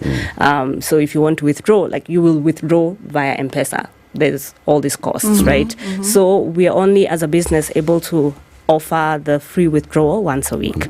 So it could be a timing issue, because a lot of our driver partners, you want your money every day, right? So if I will get my money less that small withdrawal charge today, then I will feel I will not get the full amount. This withdrawal story, I don't get it. So first of all, how are you going to pay for your trip? Via M-Pesa. Via M-Pesa. Yes, I think that means, cash. and you send it not to a pay bill or to you, No. it's to the driver. So yeah, right? to the driver. So that's like saying we're paying cash to the driver. Yes. Are there other modes of payment? Of course, there's a card. Yeah. Yes, You got there's to attach your card. Yes. Or you pay directly to the driver. Yes. So when she does the 580 trip, Yes. and not the 720, Yes. at what point will you give the driver the 140? The 140. Okay. Now, that's a good question, because then the driver has 580. Now, if you do your math. Yeah, now this is a complicated math problem. So if we take, the driver was supposed to pay 720. 18% of 720. So basically the driver from that trip owes us 100 and, let's call it 130. Okay. Right? Owes you. Yes. Because their portion was 82%. Okay. Yeah, of the 700. Let's use simple math. No. Let's do that. Like we follow this. We'll go with this, because this is a we go with practical that. Okay, case. fine. It was going to be 720. 720. If Anki had actually taken that trip and paid 720, Yes. she'd have given the driver 720. Yes. He'd have kept 82%, Yes. and he would have paid you Yes. the 18%, which is Yes. 130. 130. Okay. Right now, what he has in hand is 580. 580. Yes. And so we basically, I need a piece of paper to keep track of this mathematics. So that we take it properly. Yes. Yeah. Excellent. It's good customer week feeling. Okay. Yeah. So basically the trip fare was... It was 720. 720. I got a discount. It was actually 710. Oh, it's changing. It is changing. Yes. Let's Let's work with what was there. Yeah. Okay, 720 right? after the discount was a 580. Yeah. Okay. Discount. Then fare after discount is 520. So basically, we're saying that the driver should have gotten 82%. 82 of 720, which is 590, right? Yeah. To driver. And we're saying that Bolt is refunding the discount of 720 minus 520, which is 580. 580. Oh, 580, sorry. Which is 140. Which is 140. Yeah. So, basically, Bolt is supposed to get 18% and the driver gets 82%. So 18% of the 720 is roughly 130, right?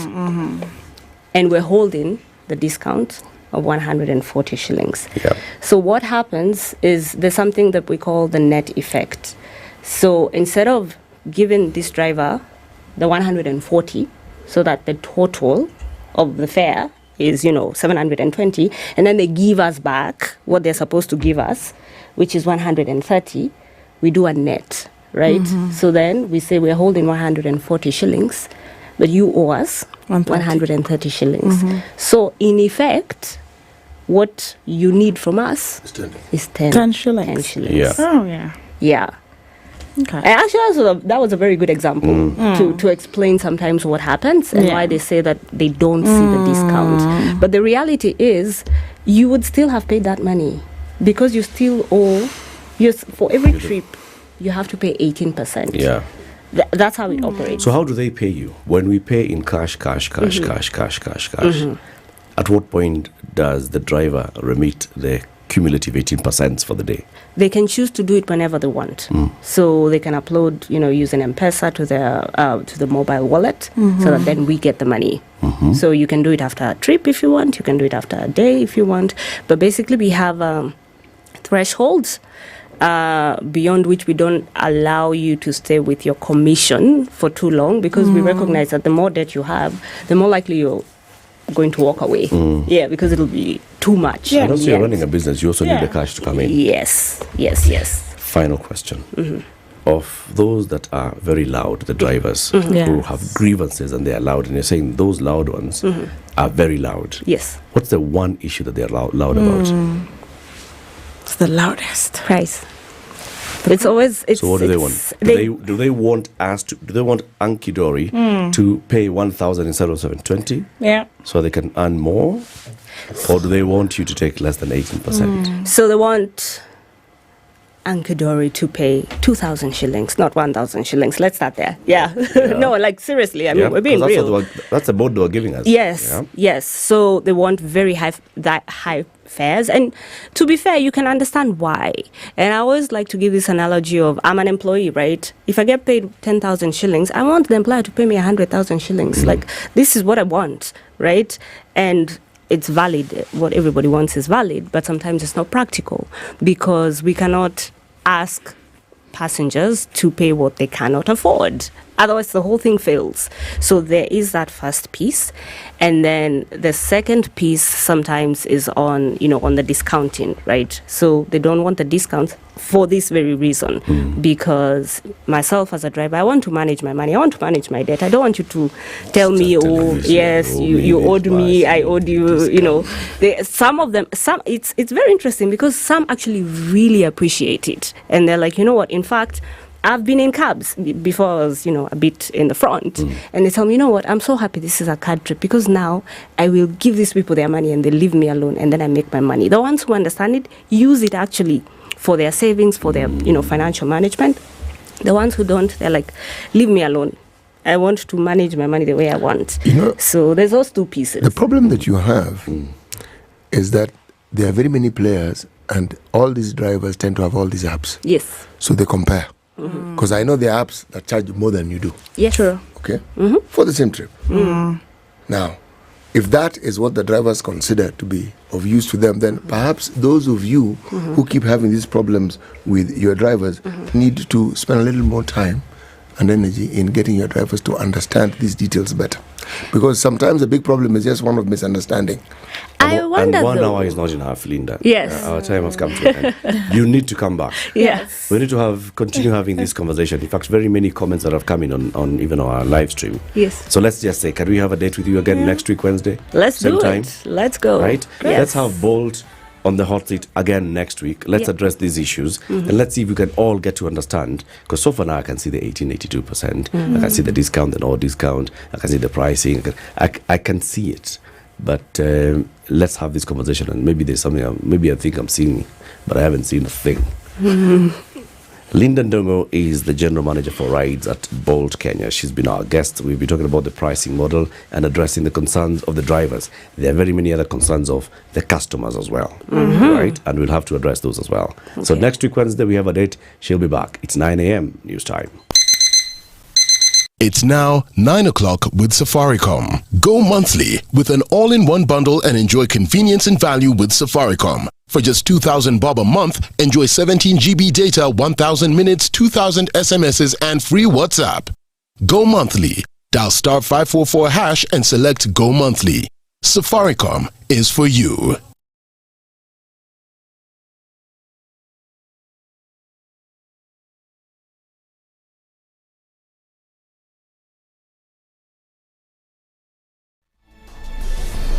Good morning. This is the News Wire. I'm Leah. Ubaga. Clerk of the Senate, Jeremiah Nyengenye, has confirmed having received the letter of Deputy President Rigathi Gachagwa's impeachment from National Assembly Clerk Samuel Njoroge.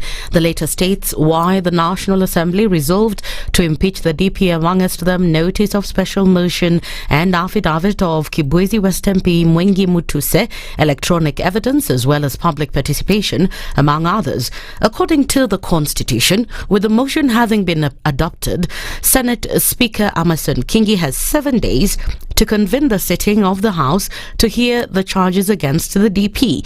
The Senate by resolution may decide to investigate the allegations as a House or appoint an 11-member committee to investigate the matter, of which if the 11-member committee throws out the allegations against the DP, then he'll be a free man. Whichever the resolution, the Senate must complete the investigations, hearing and votes within 10 days.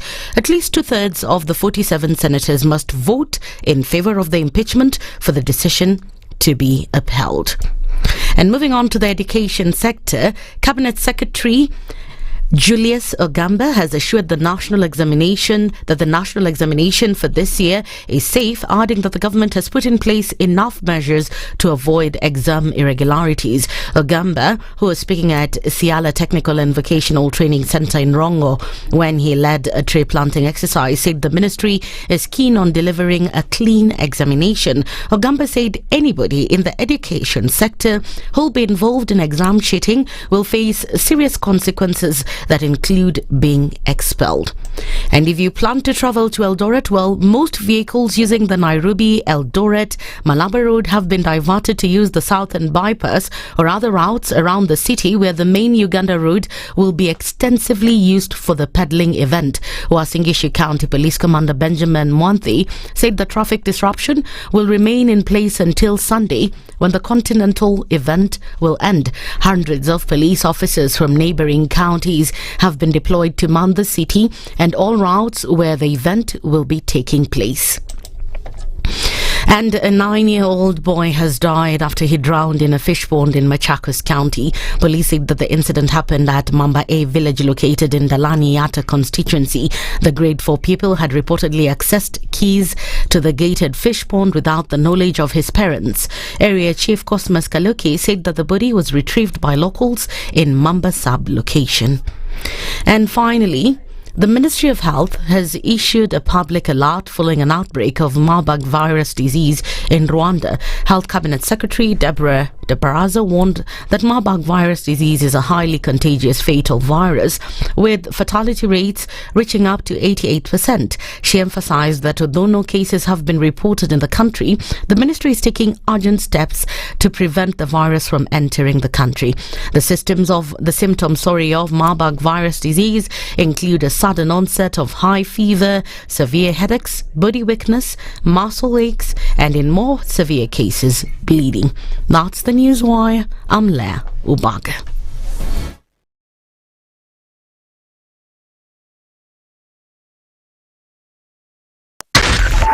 .4 Spice FM, Nairobi.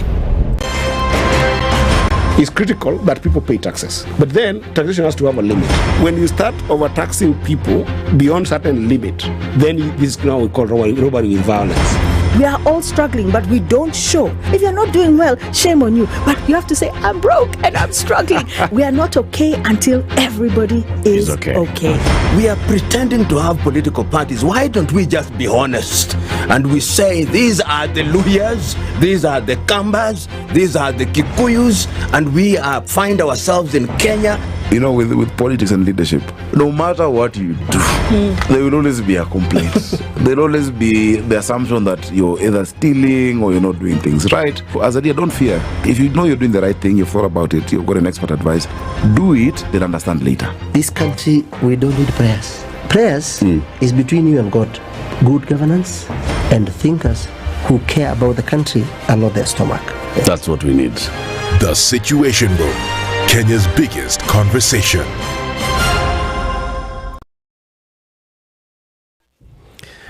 All right, so how is it looking like on the roads? It's getting a bit better, I can tell you that for sure. It's improving and that is on James Gishuru Road. It has been busy as you get onto Westlands, but it's getting slightly easier as you get into Westlands, as you get into ABC Place, but get ABC out, James Gishuru is still quite busy.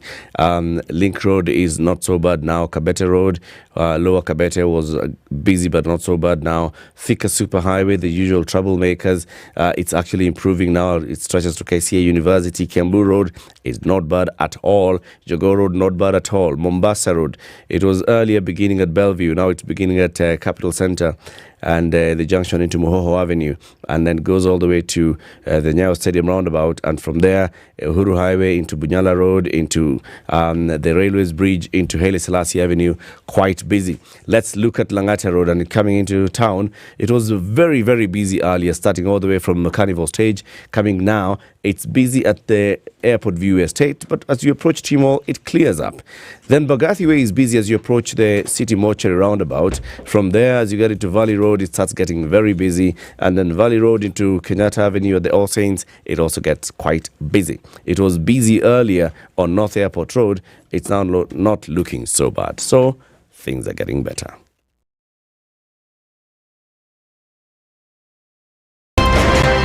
The man who looks at a beautiful girl and doesn't talk to her will end up serving lunch at her wedding.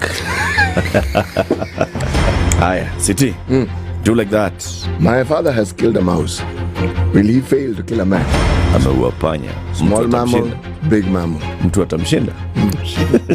I mean, I don't understand. What are they saying? How are we comparison? I mean, you kill a mouse. What are they saying? What they're saying is, my father has killed a mouse. Will he fail to kill a man? Name, surprise. Someone's name. The name surprised you? No, the name is surprise. No, what am I saying? I'm from Nigeria, man. I met somebody called I Believe. So your name is I Believe? Yes, my name is I Believe. But that's the short form. I said, excuse me? I said, yes, my name is I Believe. So what's the full name? I believe in the goodness of God. The Situation Room, Kenya's biggest conversation.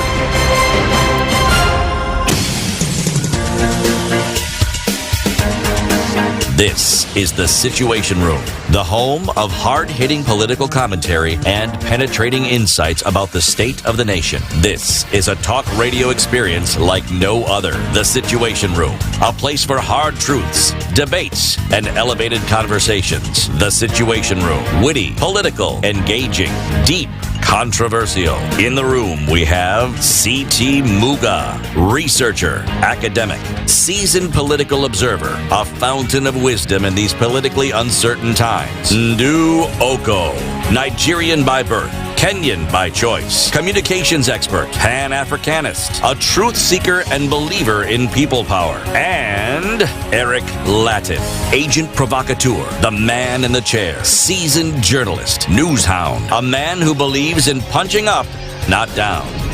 This is The Situation Room. Earlier that it's Customer Service Week this week, and we appreciate all our customers. For us, just because you tune into us every weekday morning and you choose to stay with us throughout the 4 hours, we appreciate you very, very much. Asante sana. There are other people who are also appreciating their customers. For example, Safaricom Home Fiber. They're saying 3,000 shillings worth of airtime just to acknowledge the fact that you are either signing up today by dialing star 400 hash, or that you have renewed your subscription for this month. If you just did any of those two things, send us a screenshot and tell us what you feel about Safaricom Home Fiber. We could give you 3,000 shillings worth of airtime at the end of this show. It's a big thing, isn't it, Anki? Absolutely. Yes.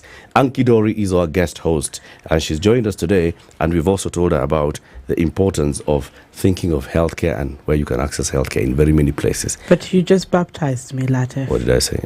Dori. Oh, sorry, Anki Doris. Sorry, Sana. I was sparing the S for the sorry. Oh, wow. Anki Dori. Sorry. I take it.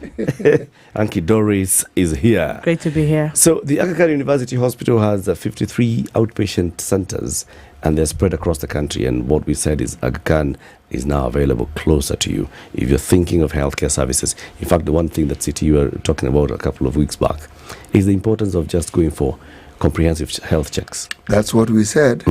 And it's not only affordable. You see, when it's near you, it saves you a lot of bother. It saves the bother of traffic, the bother of worrying about many things. But more importantly, the thing about the Aga Khan outlet is this. They say it's a clinic, but it's actually more than a clinic because there's, should we say, any speciality treatment that you may require, you will actually find it is offered. And those which are not offered are probably very, very, very few. And those you will then have to access at the main hospital. But if you're talking about pediatric care, if you are talking about ENT, if you're talking about urology, all those are offered. 53 outlets. The outlets are even more than the number of counties that we have. Can you imagine? Good stuff. It's coming closer to you. Yes. And as we talk about health, we talk about insurance, and we want to talk about Customer Service Week, and our guest is an insurance company, Africa Merchant Assurance Company Limited, Okoh. We have two people from the very top. One is the chairman of the board of Okoh, is Michael Kengamure, and the acting CEO, Esther Mogore, is also here with us. Good morning, Chairman. Good morning, CEO. Good morning. Karibuni sana to the hot seat, the Situation Room. Asante sana. We were saying earlier, and City was telling us that his bank has given him shoes as Customer Service Week. And I was saying, mine, they've given me 3% interest loan. And we are saying payable only this week. Yeah, we are saying these things. And then after this week, it goes back to 19%. Yep. The information we've just given you cannot be verified. So that's why we're giving it to you, because you can't verify it. It's only us telling you. Nyinyi mnapeana nini? Sweets. Sweets, of course, are there. I think each and every company has, especially at the reception area. Yes. But also today, as you may know, we have that mini road show, and we'll be paying fare for because most of our clients are the users of the public meals. So we'll be paying randomly fare for the guys using the public meals. This is going to be interesting. Don't say anymore. Fare italipwa leo. Randomly. Roger. We will get into those details. But first, City, please welcome our guests with the day's proverb. Yes. Hii ni mzuri sana. Kenya ni nchi mzuri bwana. Bali hata fare inalipwa. Na pengine unapewa nini? Peremende. But our proverbs for this week come from the kingdom of Morocco. Okay? What is in the head of a camel is not in the head of the camel driver. What is in the head of the camel is not in the head of the camel driver. Let's start with the chairman. Bonamure, when you hear this proverb, what comes to mind? What do you think the Moroccans are saying? The Moroccans, in my view, are saying the camel is the one which is moving, but the driver is on top of the camel. So which one do you believe?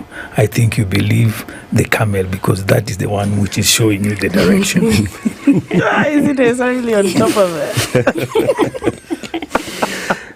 The one that is actually moving is the camel. It's the camel. Who you driver the passenger. And customer week leo. We are better fair. Yes. Esther, what's your interpretation? Okay, what is in the head of the camel? The way I interpret it is that the vision that you have, you need to own it. It's not, nobody else can drive it. It is your vision, you need to own it, and you need to guide now the rest on how to, but you are the one to drive it, to own it, and to show the rest the direction on where you want things to go.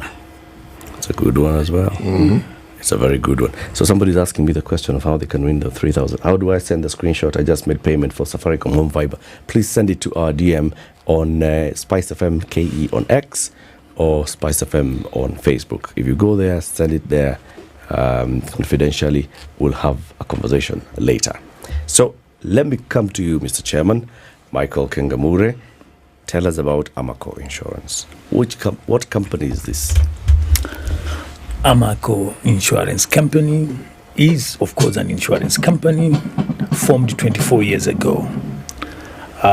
It has 26 branches all over the country, and our main area of business has been the motor vehicle insurance products, PSV, and individual insurance products to the owners of vehicles, comprehensive and third party.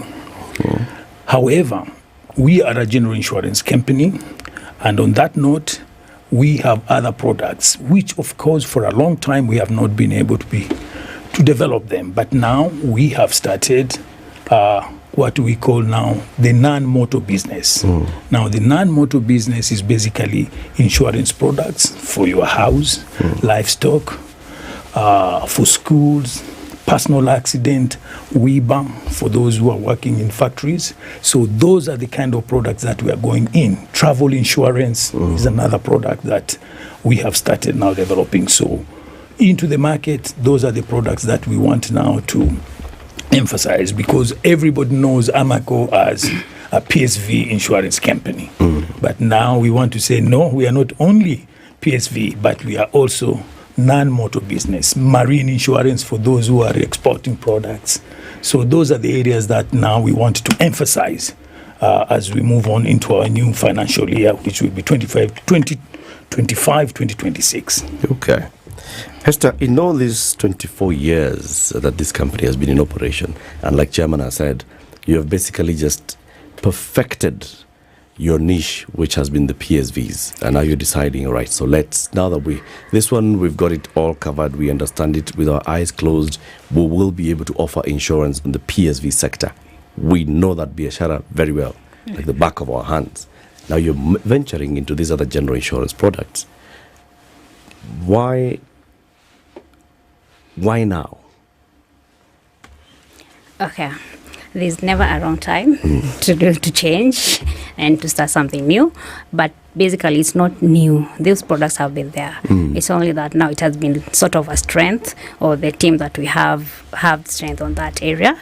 But it's the high time we need to diversify our portfolio, because the PSV business, it's okay. It's a good business, but we want to diversify. You know, as they say, it's not right to put all your eggs in one basket. So that's where we are coming from. We need to diversify our brand from the matatu business to be a wholesome insurance company. Okay. Yes. So you talked about, Chairman, you talked about domestic insurance, you talked about WIBA. Workplace insurance, insuring schools. Let's go into schools, because recently we've seen what's happening in schools. What kind of insurance product is this that you'd be offering to schools? Well, the main product that you have, you have just rightly said that we have experienced a lot of accidents in schools, banning these schools. So we want to be able to cover our children in these schools.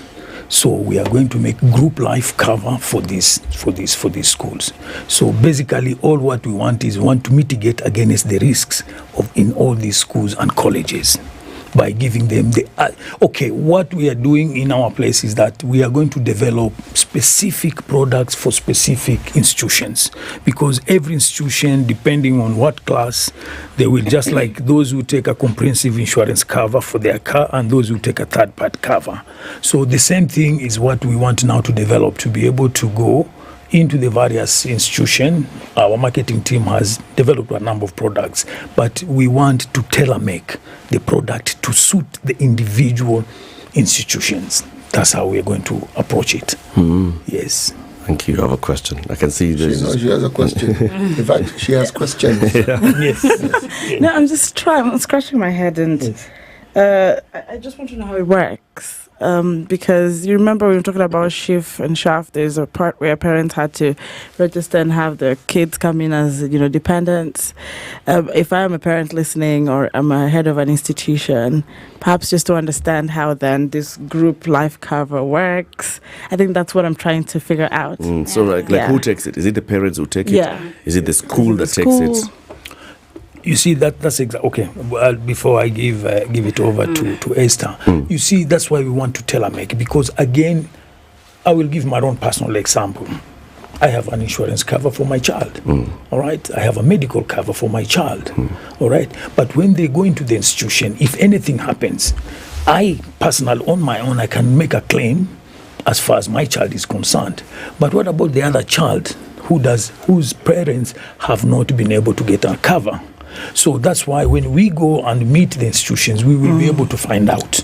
So then we can now tailor-make a product that will be able to encompass all of them, because if the fire comes there, it will not spare my child, neither will it spare your child. That's true. So that's what we intend to do. Okay. So we have just given the general name, All right. but we will now focus when we go into a specific institution, then we will get the details and tell you this is the product we are offering. Okay. Yes. All right. Okay, if I may add on that, on top of tailor-making the products for the schools, we are also trying to venture into training. As much as you're covering them in case of an incident, it's also important to mitigate that risk not to happen. We don't want it to happen, so that we are developing also trainings for those institutions, so that we can even go to the institution, make sure that everything is okay. The drivers are qualified in terms of the school buses, the way they're handling the kids, they're taking all the precautions, the buses have gone for inspections, all that. We try as much as possible to prevent from those accidents happening. In terms of the dormitories, the fire, the way those cases have come up lately, at least we make sure the dormitories are according to the set standards. The fire extinguisher, the exits, everything is okay. Then on top of that, now they have the cover. In case something happens, this child is covered. In case of injuries, in case of, God forbid, death and stuff, the parents are well compensated. Yes, but we always pray God that those things don't happen. But it's good to be prepared. So we cover the school. We cover the equipment, we cover the dormitories, we cover the buses. What about the teachers? They're part of the school. They're part of the school. Oh, so it's an institution. So that's a group. Okay. Yeah, it's a group cover. So we will tailor-make it in such a way that depending on the school management, they will tell us exactly what they want. We will give them the various options and they can choose what they want. So for us, yes, the teachers are part and parcel. I believe in most of those dormitories we have matrons who sleep with those kids. So inevitably they have to be covered. And the watchmen who open the gates. Exactly, the same. Their workers, even the cooks. Yes, if an electrical problem happens in the kitchen, what happens? That's true. So for us, it's a wholesome cover. We are basically mitigating against any risk. So it's a question of the client now to tell us exactly what they specifically want, and then we will be able to tailor-make that. It's about what I'm hearing here is diversification of your product offering. Exactly. Okay. Yes. And even looking at the others that you had mentioned, marine, travel insurance, or domestic insurance. So these are the ones where you have to come and convince me why I need to take insurance. Now, I've had a running beef with insurance companies for a number of years. That insurance companies in this country, because the law requires certain sectors to be insured by law, insurance companies have become sort of like, I don't want to use the word lazy, but let's look for a synonym for the word. Okay, I will provide you with a synonym for lazy. Lazy. So that you see over the years that, for example, motor vehicle insurance, it is statutory. So every vehicle on the road must be insured. So you go on to that. Workplace insurance, because of the big factories, it's part of the laws. So those ones, you must have those ones. And then now these others where you come and tell me, okay, you know what, Eric, you'll be traveling and you travel a lot, so it's important for you to take your insurance, or look at your house, the things in your home, it's important for you to insure them, or you're carrying a gadget, you can insure that gadget. Oh, Eric, you know, your voice, it's the one that earns you money, you can insure your voice. You find it so hard to come and sell such things. Is it so, Chairman? Well, it depends. If you're a salesman, you should be able to sell ice cream to the Eskimos, all right? So if you're a good salesman, you should.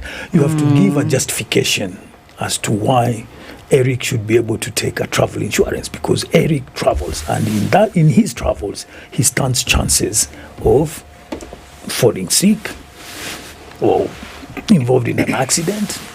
and he's out of his own environment. So that's what I would be able to talk to Eric about. I'll give you a good example. We are working very closely with Athletics Kenya in terms of trying to get all our athletes, as they travel out, to get a travel cover for the period that they will be out there and competing and when they come back. So it's a short-term cover. So you see, there are those policies which are 1 year long. There are only policies specific for the event or the activity that you are undertaking, and it lapses immediately that activity is over. So as I said, the main key thing is we are trying to tailor-make products that will suit the individual or collective needs. Okay. Esther, do people trust insurance companies? People don't. Why? Let me just be honest. Is it getting worse? People don't. It's because of the footing that insurance started in our country. It started in the wrong footing. People were lied to, and they were not given the proper education to understand, like, what is insurance. So the people who used to sell insurance those time, bora umeweka commission yako, we utadeal na nini huko baadaye. Claims someone else. Yes. So I don't really blame them, because insurance has not, the training has not been done properly. So people have not embraced. That's why you'll find that people will just take insurance because it's compulsory. Otherwise, if they had an option, even those motor insurance, they will not take it. But insurance is very important, and we are also trying to venture into that. As much as you want to sell insurance, it's important you train people on the importance of insurance, so that when someone is deciding, they are well informed, and they will also, when it comes from them, I really need this product. It's better than when they are coerced by agents every other second. They are calling you.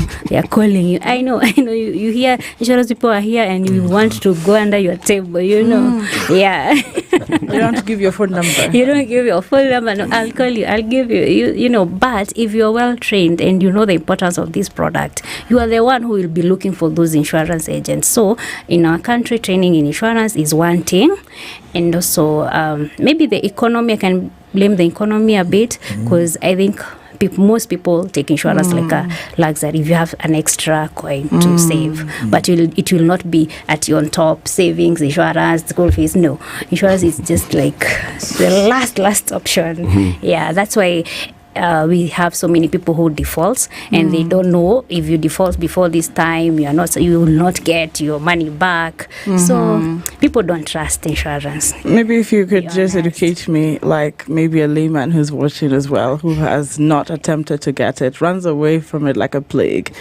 Yes, because this is the fear, and it can come out as ignorant, but you definitely hear someone say, why would I insure? I might never be in an accident.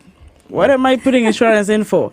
I might never be in a situation of the sort. I'm giving my money out for free. Maybe you could create a picture so that people understand the importance of that particular insurance. You might pick one, for example, to be specific. But you do know that there's that attitude in the air. I know. That attitude. It might never happen. Or will I ever use it? That's a typical Kenyan thinking. Like 80% of Kenyans, I think that way. Exactly. And funny thing is, you see, there's someone who will take insurance like for 5 years. I've never gotten an accident. So this time, let me just take TPO. The month you take TPO is the day that you get an accident. God forbid. It so happens. What is insurance? It mitigating happens. against risk. So that is the education we need to give our people. Because, Eric, when you leave this office, as you drive on Mombasa Road, on the expressway, we know the first beginning of the expressway, how many accidents we had. Many. There we are. Yeah. Right. So that's basically the message we need to pass over to the Kenyan people. Yes, Esther has emphasized a point. We look at insurance as the last option, because of the status of our disposable income. So the intake currently in Kenya is just about 3%.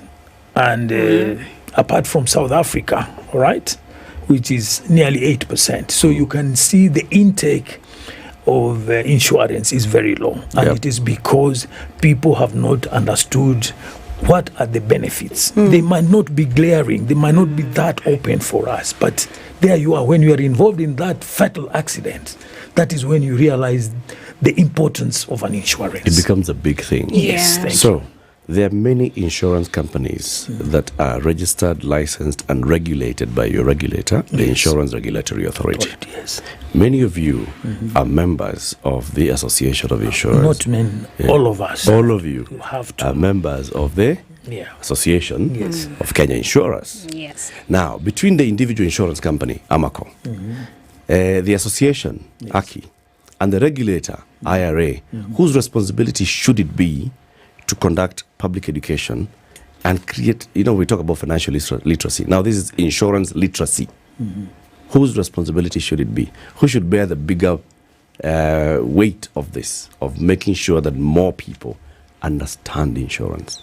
The Insurance Regulatory Authority. It's the regulator. Yes, because it's that's a mandate. Official. It's a mandate. Okay. Yes. So we still are at 3%. Yes. So many years after independence, we are at 3%. Yes. With a population that was this way, now it's this way. We are at 3%. Before regulator came in, after regulator has come in at 3%. What can we do? In my view, I'll give this, I'm not a regulator, I'm an insurance company, but I think one of the things that we have talked ourselves, or we have looked at it with my management team and the board, is we definitely need to develop products that are attractive to the population. I'll give you a good example. And I quote the Gen Z millennials. They'll be very keen. When you go and tell a Gen Z or a millennial who has bought, maybe to talk to him about an insurance for a house or a life cover, he doesn't think like that. I thought my generation and maybe my brother's generation, we thought about a life cover where we were paying very small amounts for the next 20 years. The current Gen Z will want to insure his iPhone. All right? So why don't we come up with a cover for an iPhone? All right? Because that is what the Gen Z or the millennial thinks. My phone is everything. And indeed, they have demonstrated to us that their phone is everything. So I think one of the reasons, in my view, in the years that I've been in the industry, is that we have not been responsive to what the clients want. It is what we thought we are going to give out, and the intake has been that dismal. So as of now, many of the insurance companies, if you look at their portfolios, they are developing products that are attractive. People never thought you could get an insurance cover for your livestock. We are developing one for the farmers. That's what they want. So that when you lose your herd, you know where you can be able to get compensation. If there is, because of climate change, you have lost your crop, you know where you're going to get compensation. Now, these are the things these are practical. They can touch, they can feel. That's basically the way I'm trying to guide my team to look at exactly what the people need, not what we think is there. Very academic. No. Makes a lot of sense. Let's take a break on that note. 26 minutes to 10. This morning we are having a conversation about insurance, and this being Customer Service Week, we have Okoh Insurance with us in the studio. Michael Kengamure is the chairman of the board of Okoh, and Esther Mogore is the acting CEO. This is what will be happening later today. Onayo, this one is the map. Okay? Okoh and Radio Maisha will be having this roadshow and the caravan today, and it starts at KCB Kencom, going to Afya Center, Tungara, to Isli, to Huruma, all this way, interacting with your client and customers and telling them this is who we are, we've been in this market for this long, and for some lucky passengers, fare talipwa. Yes. So look out for this caravan, wherever you'll be today. Look out for it. It'll be clearly branded. Okoh. It's 26 minutes to 10. Let's take a break. We'll be back shortly.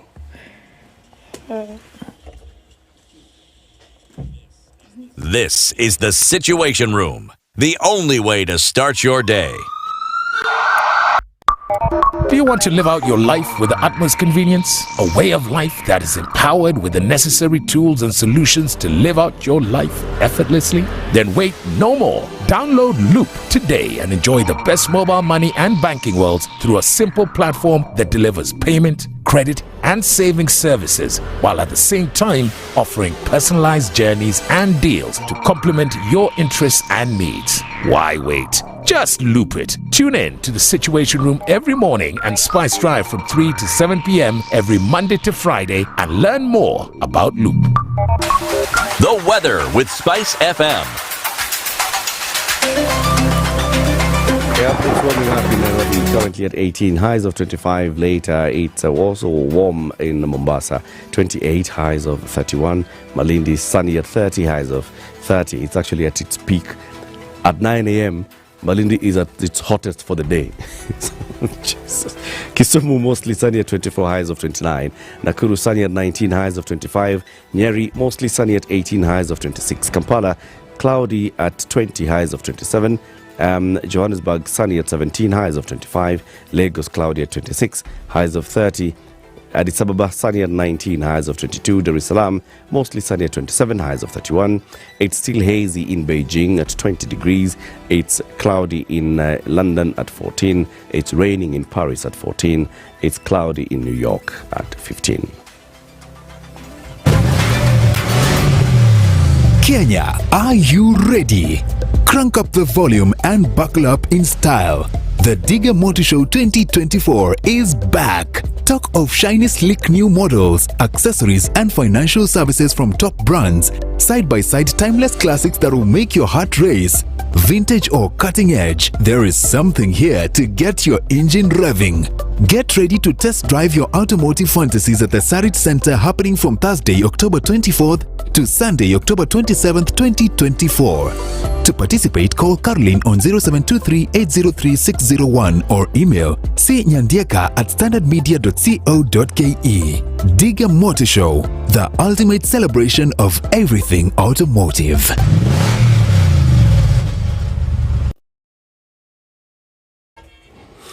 Well, good news is that the traffic situation is improving and has improved very much.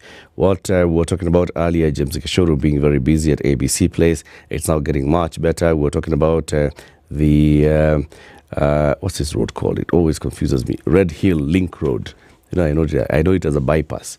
Red Hill Link Road has improved. Lower Kabete Road has improved. Thika Superhighway has improved. Kiambu Road has improved. Jogoo Road is also looking much better. Uhuru Highway is the one that's busy from Bunyala roundabout, but then it also clears up as you get into Haile Selassie, which means that Mombasa Road, which was busy from Bellevue, has also improved. Langata Road, which was very busy from the southern bypass, has improved. Only finding traffic now at the road, Douglas Wakaihori Road. So the roads are looking much better for now. Mature, intelligent talk every morning. Spice up yourself.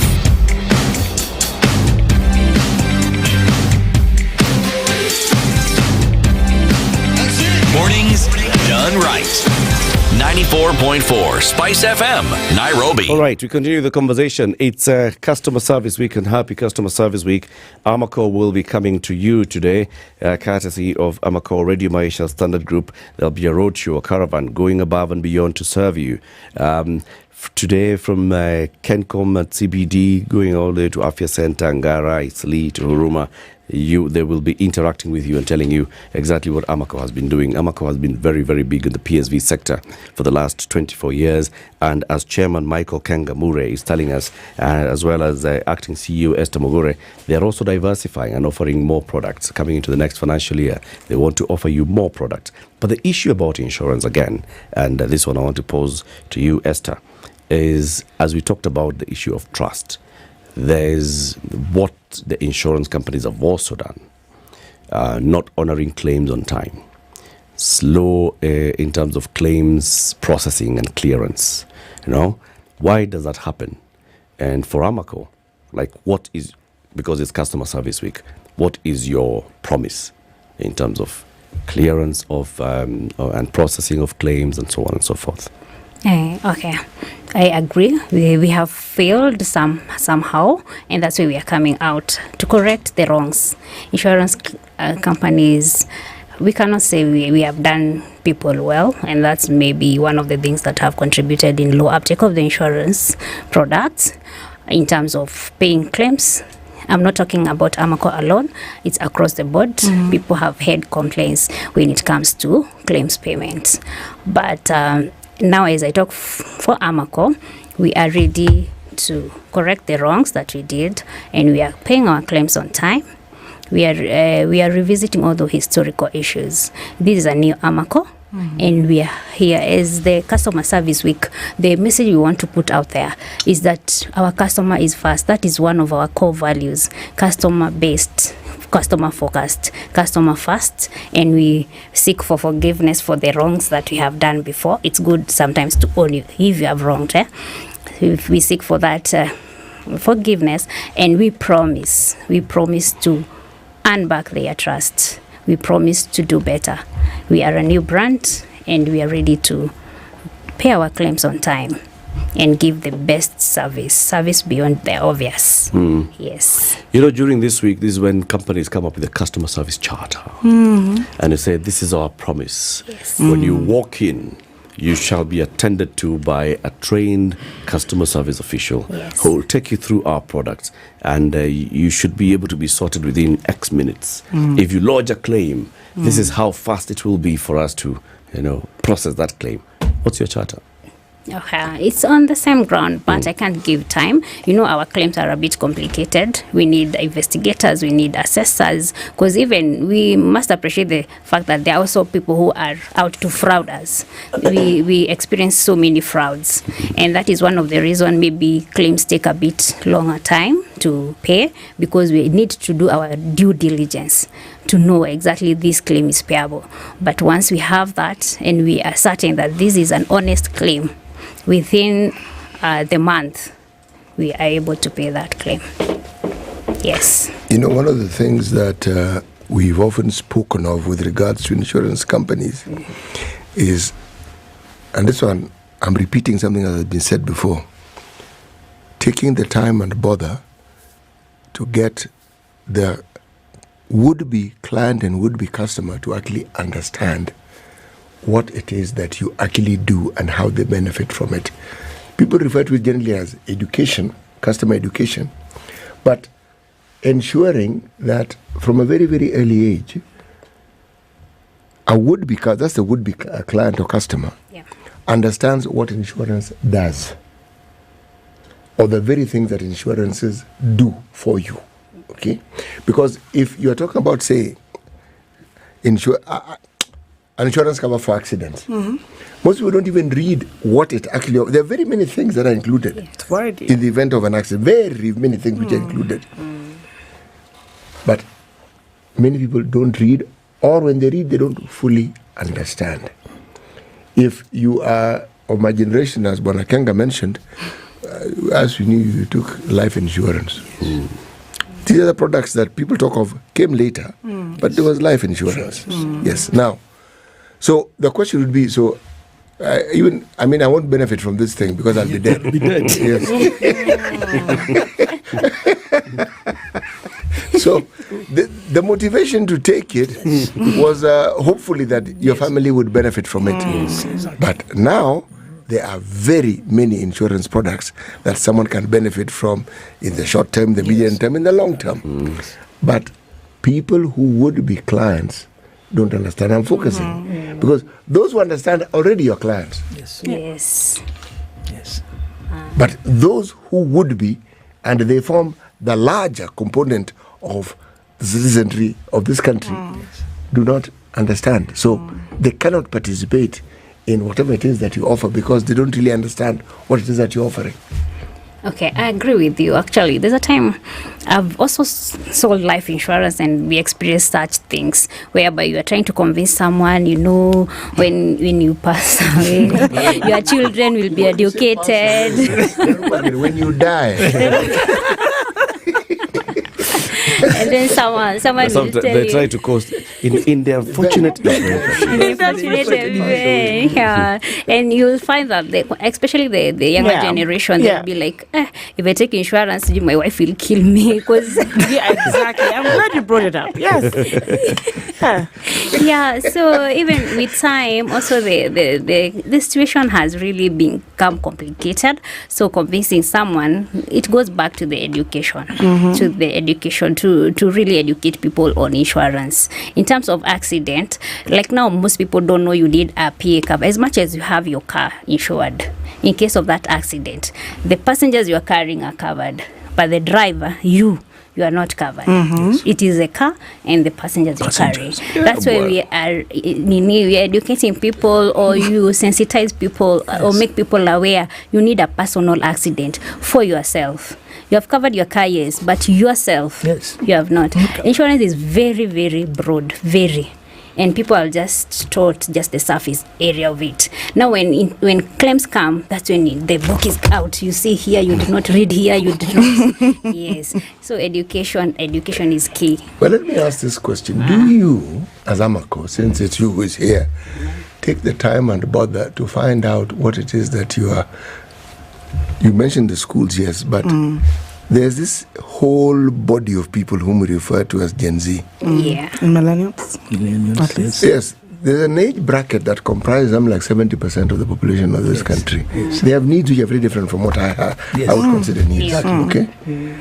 Do you take the time and bother to actually find out what it is they need, so that when you talk about products, it's products that meet the needs of these people?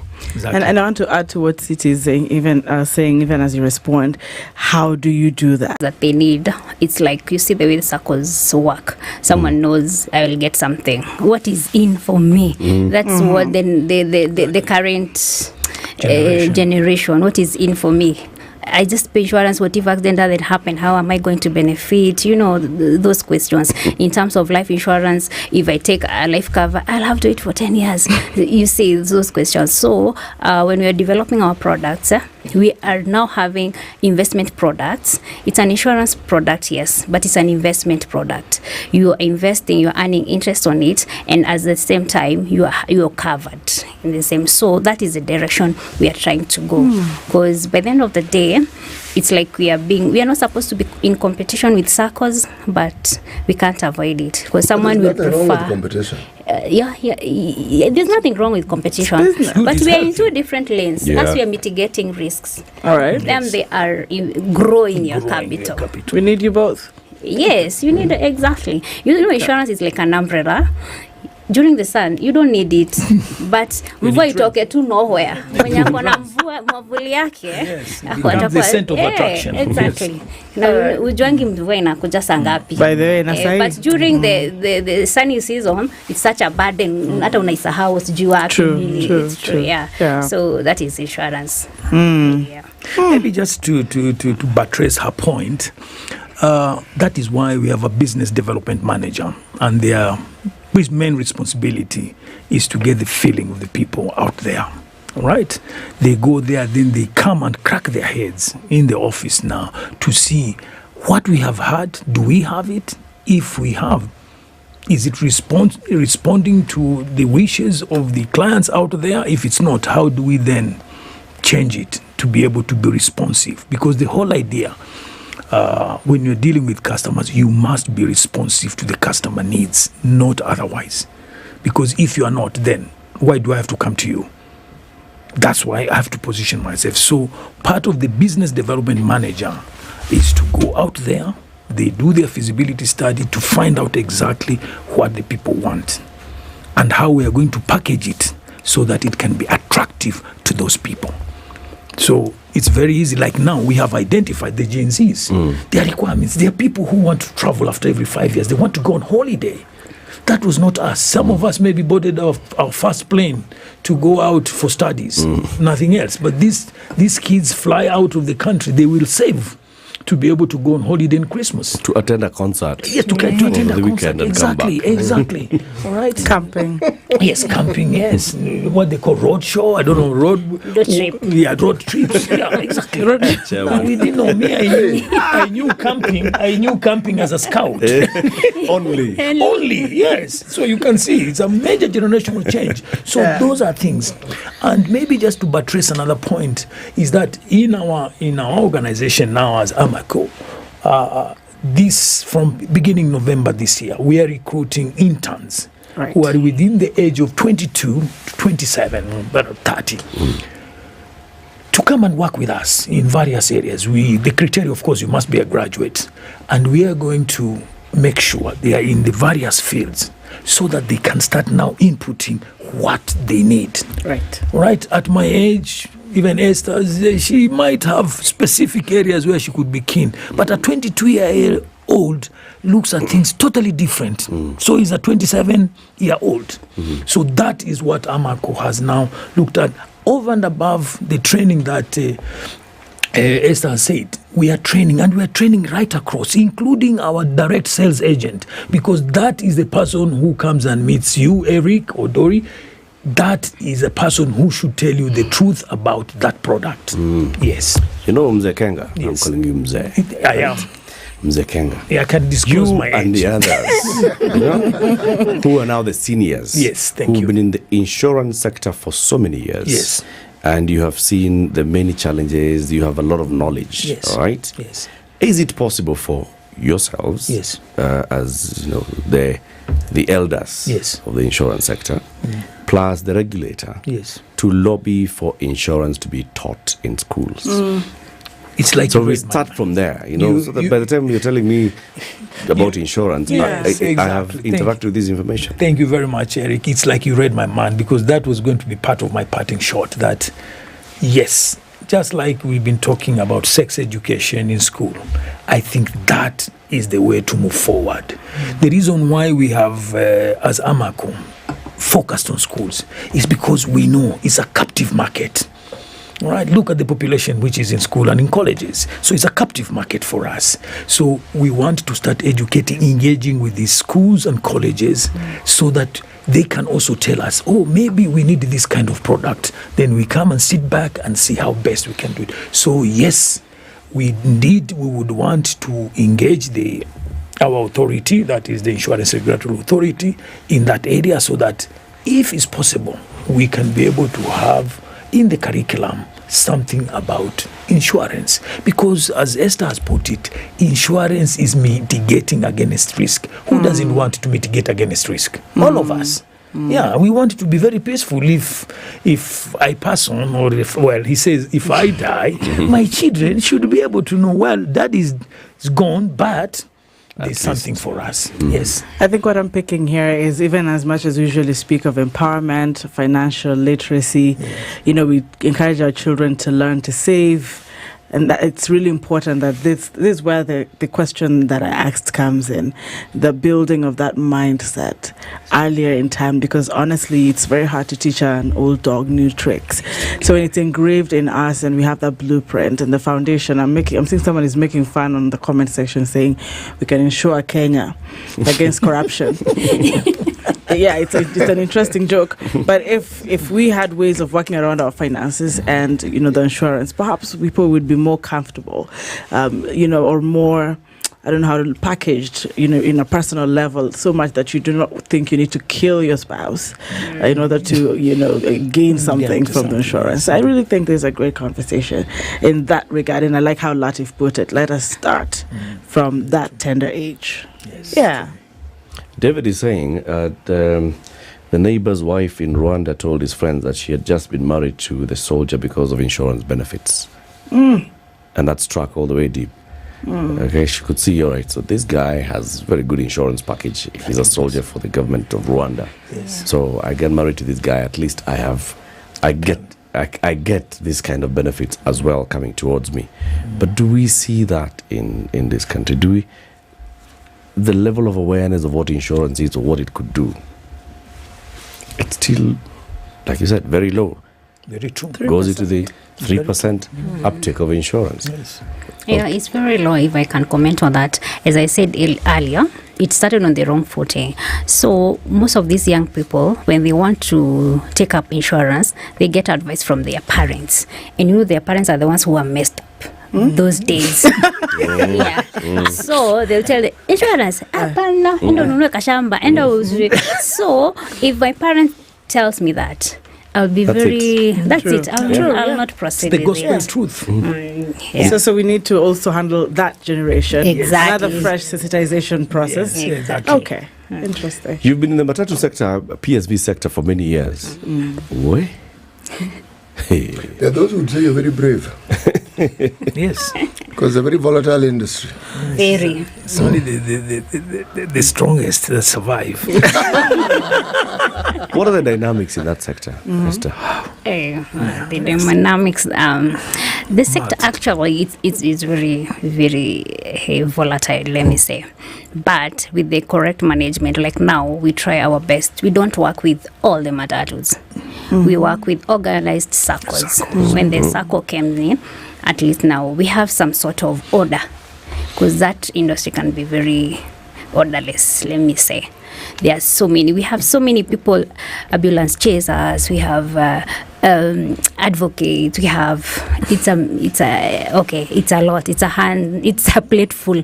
But with the organized circles, there is order, and they take responsibility from their end. They train their matatus. Their drivers are well informed. They follow the rules, so it makes it a bit easier for us to manage. And it's also easier for you to train and to create awareness about safety, about claims as well, and all. Yes. Very good. So again, today, the roadshow begins, CBD, goes all the way across Nairobi. What should we expect to see, Esther? Okay. Free fare. Yeah, there's the free fare, entertainment. But basically today, what we want to tell people is thank you, because they have trusted us in our low times, in our high times. They have really been our loyal customers. And also we are promising, we are giving them a promise, hope of a better tomorrow, of a better today, and mbele iko sawa. And just saying thank you. You know, thank you. This is just saying thank you to them and promising them that we'll be there for them. Okay. Yes. The future is bright. The future is bright. Yes. And we do not only sell insurance, we ensure that they are safe. When you're coming from your house to work, to build the economy, and going back home, we ensure that you do that safely. It's ensuring safety. Yes. Thank you very much for joining us today. The chairman of Okoh Insurance, Michael Kengamure, and the acting CEO, Esther Mugore, they've been our guests, and they've been saying, thank you for trusting in Okoh. Thank you for your faithfulness. Speaking of faithfulness, somebody called Faithfulness Joshua wins 3,000 shillings courtesy of Safaricom Home Fiber. So they have renewed Faithfulness Joshua. Wow. Yeah. Beautiful. For his faithfulness, he wins 3,000 bob. Courtesy of Safaricom Home Fiber. He sent us a screenshot. He has renewed his Safaricom Home Fiber package, bronze package, 2,999. So tukimpatia 3,000 situmelipa next month. And the speeds have increased from 10 Mbps to 15 Mbps. Thank you for tuning in to Kenya's biggest conversation. Have a lovely day. We'll be back tomorrow. Anki Doris will also be here tomorrow at 6 a.m. Latiff. Yeah, we have said it. He was It's 10 baptized. a.m. He was baptized. Thanks to the prophet. Oh, Prophet CT. Have a good day, 10 a.m. It's now 10 o'clock with Safaricom. Go monthly with an all-in-one bundle and enjoy convenience and value with Safaricom. For just 2,000 bob a month, enjoy 17 GB data, 1,000